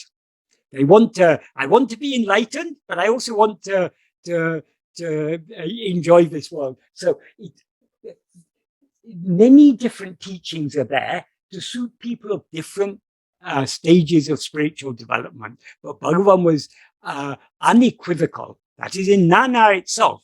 In the third paragraph and fourth paragraph, Bhagavan emphasizes very, very strongly, so long as we see the world, we are not seeing ourselves. When we see ourselves, we won't see the world. Why?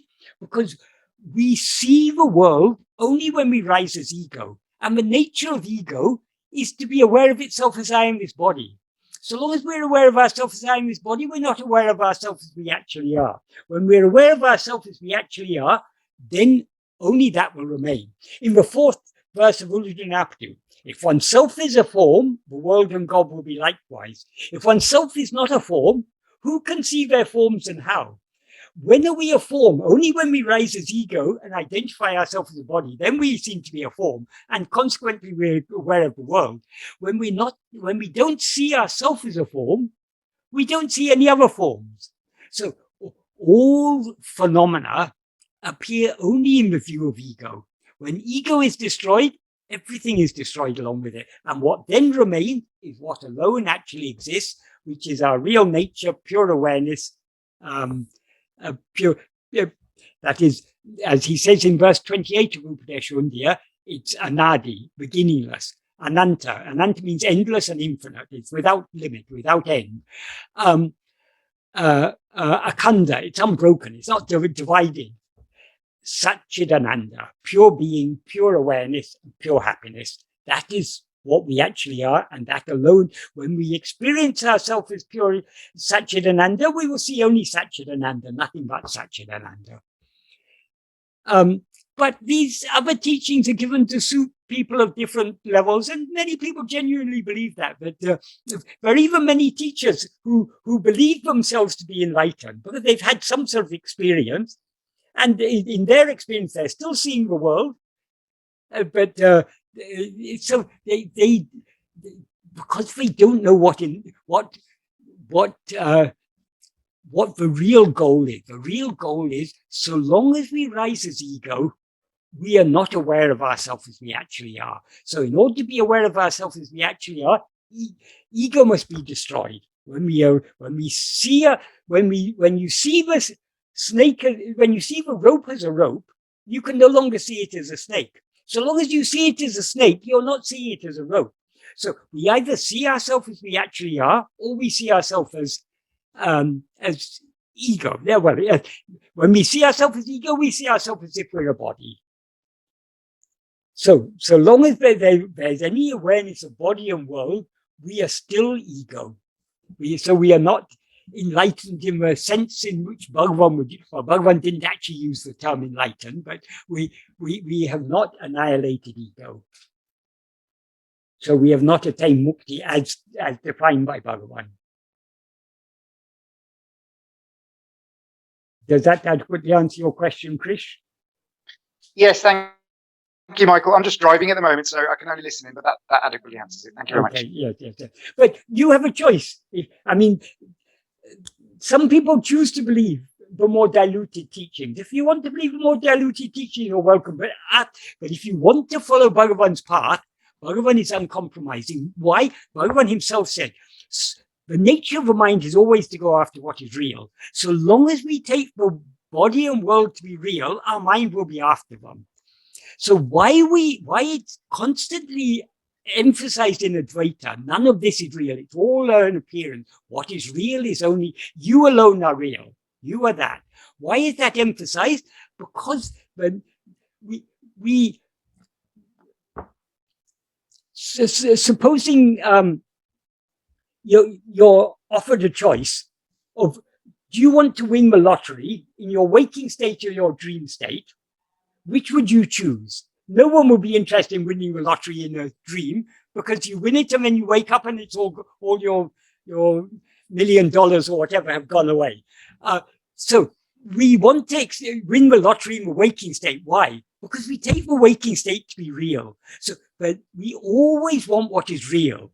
So long as we take this world to be real, our mind will continue to be after it. Only when so we need to understand what is real is only I am, nothing other than I am.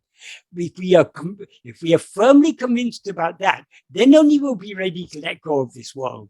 But so long as we still want to take this world to be real in any sense at all, there's still attachment there. So the choice is ours. Bhagavan doesn't force us, but if we've had enough of this world, if we've had enough of samsara, if we've had enough of rising as ego and undergoing this endless cycle of births and death, if we've had enough of it, then Bhagavan is uncompromising in saying what is real is only I am, nothing else is real. So when ego is destroyed, everything else is destroyed along with it. Bhagavan was unequivocal about that. Thank you, Michael. There's a question from Ash. Michael, thanks a lot for taking my question. Also, thanks for everything you do. I mean, you brought so much clarity to the understanding of Bhagavan's teachings. Before I go to my question, I just wanted to say my thoughts on the discussion regarding, the understanding the sleep state. I think there's an inherent limitation in understanding that state, because that's a state where the ego does not exist. There is no experiencing, there's no experiencer, and the ego is trying to understand a state in which it does not exist. So the ego will never understand that state. So my question now relates to an earlier discussion on the cow Lakshmi. So I'm going to read some paragraphs from the book by Sadhu Om, and then I'll ask my question. So this book is A Light on the Teaching of Bhagavan Śrī Ramana Maharshi. It's paragraph 93, and the title is A Scrutiny of the Three States. If we did not have the good fortune of having attained a human body, which enables us to experience daily the three states of waking, dream, and sleep, how could we have the fitness to do self-enquiry? Therefore, this human birth is indeed superior to all other births. Except in this human body, all three states are not experienced in one lifetime. Any soul, whether deva, that is divine, animal, or plant. Therefore, a very great boon indeed is the boon God has bestowed upon us in the form of this human birth, which is such a good opportunity, enabling us to inquire and know the self. Then there's a note in following that: celestial beings, devas, experience only the waking state, animals experience only sleep and a dream-like waking state, plants experience only sleep, and insentient objects like stones are always in a state like swoon. Only in the human birth does one experience all the three states of waking, dream, and sleep. Hence, even devas must take the birth as human beings if they wish to attain self-knowledge, the state of liberation. Now, Papaji, also a devotee, a disciple of Sri Ramana, also said something similar, that taking birth on this earth there's a lot of suffering, and it's kind of the most trying form of existence, and only in the human form do we have the opportunity to realize ourselves. And looking at ourselves, coming at the feet of Bhagavan, which is only a handful of people do that in this the whole world of billions of people. To me, it's a great privilege. There's so much unworthiness that we have taken this form, and we have come to Bhagavan, that we should not lose this opportunity to kind of do our best to realize ourselves. Yeah. So, what are your thoughts on this? Well, yeah, that is. Cow Lakshmi is an exception. There are also some Puranic stories about animals attaining liberation. It can happen in unusual circumstances. But what is said in that note, that is, it is the devas are generally said to be the ever waking, because it is said they don't experience sleep. They just experience a continuous waking state. So long as they remain in that state, like all other phenomena, their state is a temporary state. They don't remain like that forever. And it is said, generally animals, whereas we recognize, when we wake up from a dream, we recognize, oh, that was a dream, this is waking state. So it seems to us that there's a distinction between waking and dream. Because of the seeming distinction, we're able to discriminate and see actually there's no distinction. So what we now take to be waking is actually just a dream. Animals don't have that. For animals, they experience waking and dream like we do, but for them, they don't recognize so clearly the distinction between them. That is, when they wake up from a dream into this state, it seems to be just a continuation of the same dream. So that's why it is said animals are in a dream-like state. That is what is generally said, and there's no doubt some truth in that. But obviously there are exceptions. I mean, in the case of Lakshmi, Bhagavan was able to, because of her great love, because of her bhakti, she was able to, Bhagavan was able to turn her attention back to herself. We don't, this is all the working of grace. But generally, human birth is said to be a very very beneficial because we have all these three states. Because we have waking and dream, and we're able to see that what we experienced last night when we were supposedly sleeping in bed, that wasn't real. Once we recognize that the dream is unreal, we can then question the reality of our present state. For animals, because they don't see that distinction, they're not able to question the reality of what they're experiencing. Generally speaking, this is as a general rule. I mean, it may not be such a hard and fast distinction, but this is the general distinction that is made. So why this is, but with all teachings, we need to understand the purpose of it. Why this is said, why it is said like this, because to make us understand that we now have a very precious opportunity and we should make full use of this opportunity. It really doesn't matter to us whether animals experience a waking dream and sleep is similar to ours or dissimilar to ours. It really doesn't matter because at present we experience ourselves as human. So that's all we need to be concerned about. The purpose of these teachings is to make us understand we have a precious opportunity. Let's make the best use of this opportunity. Does that adequately answer? Thank you very much, right? Because to me, it is always in the corner of my mind, if I lose this opportunity, I don't know what my next birth will be like. Yeah, but right? the assurance is given by in Gita. Krishna says, if you follow this path and you don't reach, you don't reach the goal in this lifetime, you will be reborn in a suitable family with suitable environment, which will prompt you to come back to this path. And Bhagavan has also clearly said that is when we leave the body, we take our vasanas along with us. So the vasanas will prompt us to, because we've got strong vasanas in this direction, these vasanas will accompany us to the next lifetime. So we will, once we've started on this path, there's no turning back. We're not going to lose our way. We're under Bhagavan's guidance. Whether it's going to be all over in the lifetime of this body, or whether we're going to have 100 or 1,000 more births, doesn't matter. All that matters is that Bhagavan has shown us the way. We follow the way he's shown us and leave the result to him. When, where, and how we're to get this ego is finally to be dissolved is not our concern. Our concern is here and now we should be trying to see what we actually are. Very true, very true. It's actually trusting, right? It's trusting in Bhagavan that no matter how long it takes, it takes. But this self, right? This self that I take myself to be, cannot bear another birth. You tell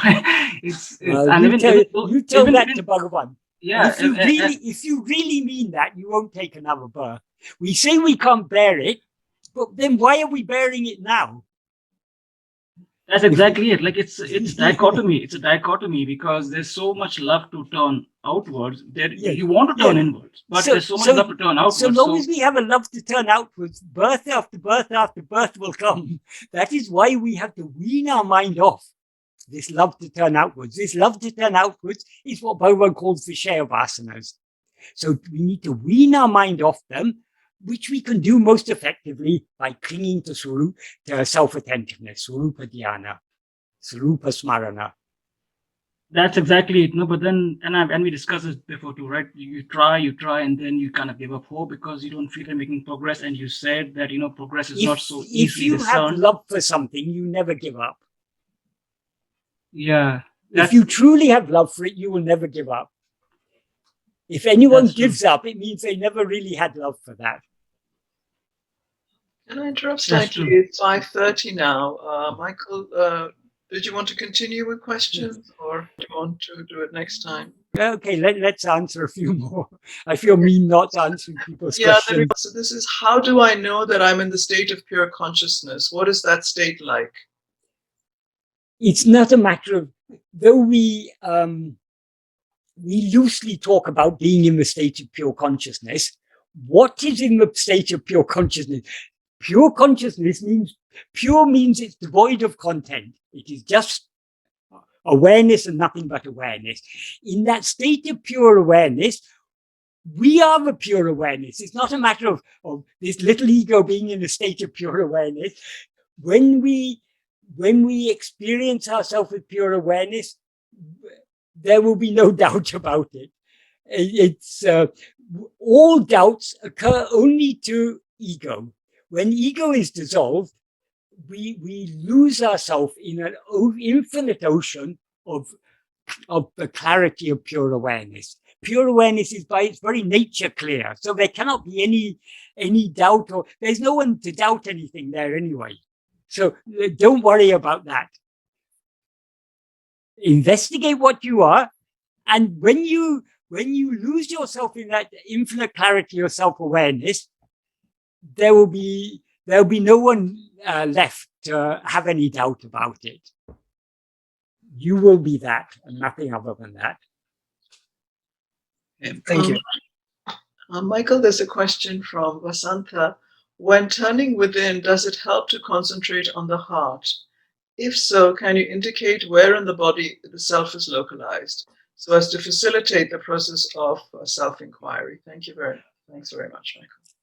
The heart means ourself, what we actually are, the center of ourself. Our real nature is the heart.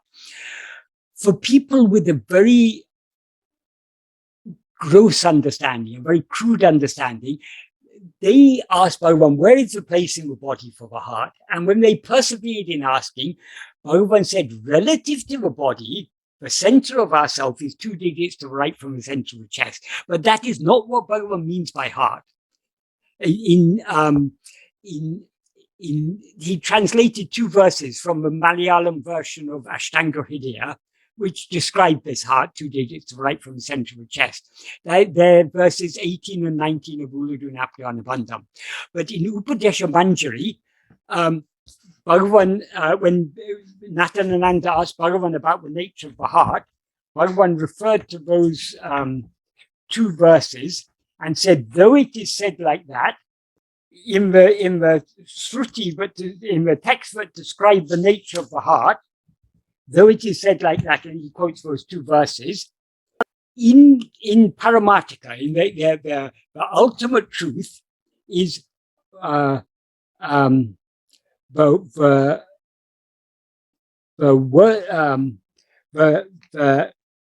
reality denoted by the word heart is only oneself, and that is Satchidananda, Nityam, Purnam, etc., etc. So heart means only ourself. We need to understand in context, the context in which Bhagavan referred to this place 2 digits to the center of the chest. It was in the context of people who were thinking only in terms of the body. But if the heart is 2 digits to the center, to the right from the center of the chest, is it 2 digits to the right from the center of the chest in this body, or in the dream body, or in the body in a previous life? Because we have risen as ego, we seem to be limited within this body. So we seem to be centered 2 digits to the right from the center of the chest. But that is not the real meaning of the word heart. The real meaning of the word heart is, as he says there, Atma-vichara, only Atma. Only Atma there means our real nature. We alone are the heart. I am is the heart.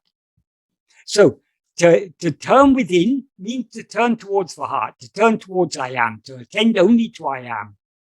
I am is the heart. There's no heart other than I am. So that fundamental awareness of our own existence, that is the heart. If we try to concentrate on this point 2 digits to the right from the center of the chest, this body is an object. So we're attending to an object. We're attending to something other than ourselves. We are not to attend to any object. We are to attend to the subject. Who am I? Thank you. Yeah. There's a question from Murali, which is, can agamya change the prarabdha of the current lifetime? No. Quite simply, Bhagavan has said, that is in the note to his mother in the second, third, and fourth sentences. What he says is, Endrum naduvadadu, what is never to happen, enmuisticanum naduvadu, however much effort is made, will not happen. So what will not happen, however much effort we make. Nadapadu, entadeseinum niladu, what is to happen will not stop, no matter what the obstacle you try and make. Iduve tinnum, this is certain. So what we are to experience in this lifetime is determined by prarabdha, and that will not be changed. So whatever agamya we do in this lifetime, the fruit will go to sanchita, and it will not be experienced by us in this lifetime, and it will not be experienced by us at all until and unless Bhagavan selects it as a suitable fruit for us to experience as the prarabdha for a later birth. And why should we be interested in changing prarabdha? Bhagavan often said, whether you call it prarabdha or God's will, it's the same. Why? Because though prarabdha is the fruit of actions that we've done in the past, there is so many fruit that we've not yet experienced. So the sanchita is an infinitely large pile from which Bhagavan has made a small selection for us to experience in this lifetime. So he has selected those fruit that will be most beneficial for us. So rather than considering this to be just the fruit of our past actions, it is the fruit of our past actions, but as selected by him. So whatever we experience is his will. And he knows better than us what is good for us. So whatever happens is his will. We should joyfully accept his will. Anyone who thinks in terms of, can I change prarabdha in this way or that way, is not following the path of surrender. If you're following the path of surrender, the idea of changing prarabdha will not occur to you at all. Prarabdha is the sweet will of Bhagavan. His will is as Bhagavan himself says in verse 2 of Aruṇācala Padigam, Ninishtam enishtam, your will is my will. Imbedaku, that is happiness for me. So the question of changing prarabdha should not enter our mind at all. If it enters our mind, we are not surrendering ourselves. If we want to avoid experiencing prarabdha, we can do so by turning within. So long as we allow our attention outwards, we have to experience whatever is destined to be experienced. So we're always free to avoid prarabdha, but only by turning within, not by doing any agamya. Oh, all right. Yeah.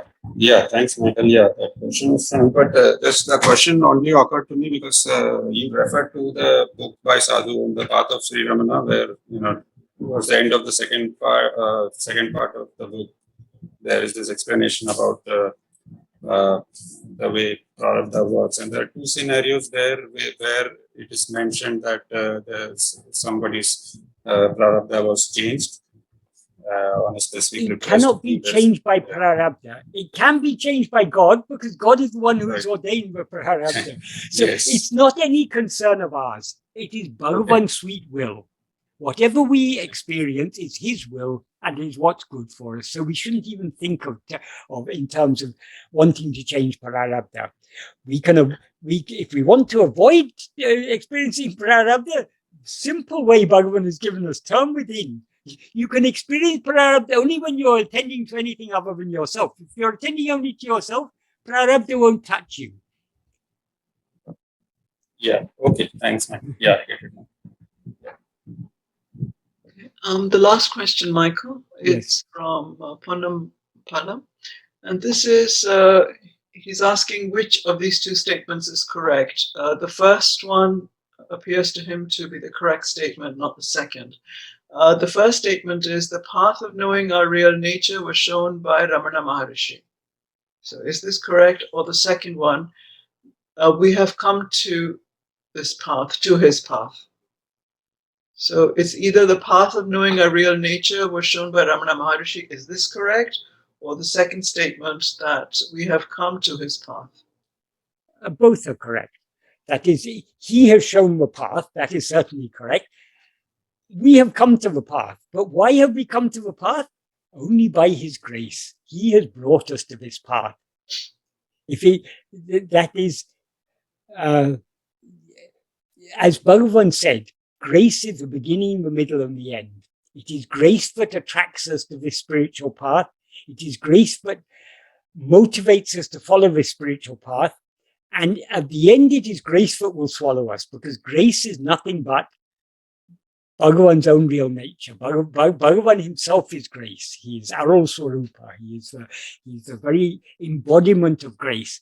And that grace is that which is always shining in our heart as I. So that grace has attracted us to this path. That grace will make us follow this path, and that grace will eventually swallow us in its light of pure awareness. I wanted to ask one last question, Michael. Does Bhagavan choose us, or we choose Bhagavan? He chooses us, and because he's chosen us, we choose him. That is, whatever little love we have for him is planted in our. It is a seed of infinite love that he has for us, that he's planted in our heart. And I think it's our karma to be connected, because I have been in spirituality. I'll be very honest. It's not our karma. For more than 50 years, I've been searching, and my search has ended with him. Yes. But it is not our karma. Bhagavan's grace is karana milada karane. Karana milada. Yes, karune. Yes, I know the meaning. There is no cause for Bhagavan's grace. Compassion without any reason. Yes, unconditional. Yes. Unconditional love. If at all there's a reason for it, Sadhuam gave a very nice explanation. He said, if you go to the surgery of the greatest doctor in the world, what type of patients will you find there? You will not find people with common cold and minor ailments. You'll find only patients whom no other doctor can cure. The patients who go to the greatest doctor as a final resort. So because we are such hopeless cases, Bhagavan has taken us under his wing, knowing that he cannot leave us under the care of any lesser guru. We need intensive care. So we're in ICU. Fantastic. All the other parts are towards an object. And when I came to this, I said, how could I have been so blind? This is the subject. This is exactly about. What about Krishna or Shiva or this or that? This is why I asked the question about concentrating on the body. I still have that tendency to go to the body. Then I said, no, I have to ask that question. It's an object. The body is an object. Everything so no else place in the body object. Can be. Yeah, but Sri Ramana's method is the subject. Yes. So the search has ended for me without an iota of doubt. But the subject is not real. The subject has an element of reality in it. The element of reality in the subject is ego. I am Vasanta. That awareness, I am Vasanta, that is the subject. But in that subject, there's that element of reality, which is I am. That is what we need to investigate. Yes. I am so and so is not important. I am. Yes. Fantastic. Brilliant. You gave brilliant answers. So wonderful to meet you. Well, it's not my answers. It's all Bhagavan's answers. Yes. Bhagavan has made it so simple and so clear. Yes. Everything that you speak today is practical. Bhagavan's teachings are practical. Everything about Bhagavan's teachings is practical. You see, one thing that happened of late after our previous conversation is that it is not that I amness is another commodity or an object or anything. It is just that. Now, unfortunately, because of our earlier vasanas or practice or comprehension, we again make a mistake of objectifying that I amness. This is a trap that I have come across. Now that is where, when you are explaining all the three state, the wakeful state, the dream state, and the sleep state. Now the continuity which you were mentioning, that I amness is there, this will get reinforced only when you isolate everything else. And when you isolate everything else, what remains is just that. And we needn't have to run after that.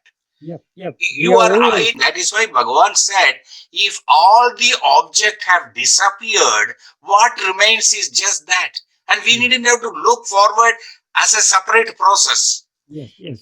I was making that mistake in the past. Yes. And when I talk to some of the people here in our group, they also visualized that self or this is something else to be sought of. No, we are already that. Just to remove the thing which we are not, it automatically gets revealed. I don't know. This is what the Upanishads taught. Tattvamasi, you are that. Yes. But the practical implication of that has been missed. Bhagavan had brought out what is the practical implication. When it is said you are that, what should we do?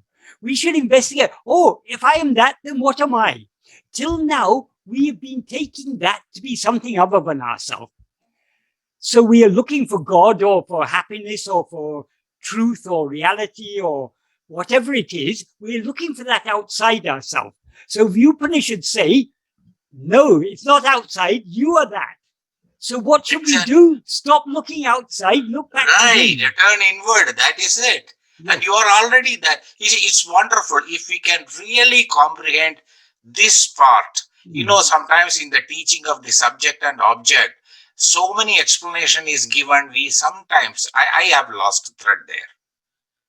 So I took some time to really comprehend what it is, and the way the revelation came to me is that the factor that I am is ever permanent. Even when I think the Vishaya Vasana, influenced by Vishaya Vasana, or I am seeing a movie, or I am eating a chocolate, any of that, still that I amness is there. It is submerged because I am looking at that chocolate, I am looking at that movie. It's not even submerged. It's always clear. We are just not looking at it. We're looking away from it. We're looking in the opposite direction. If we can mentally comprehend this, and then when we can really meditate, it becomes, the Atma-vichara becomes very easy, Michael. I got this only last week when I spoke to you over the phone.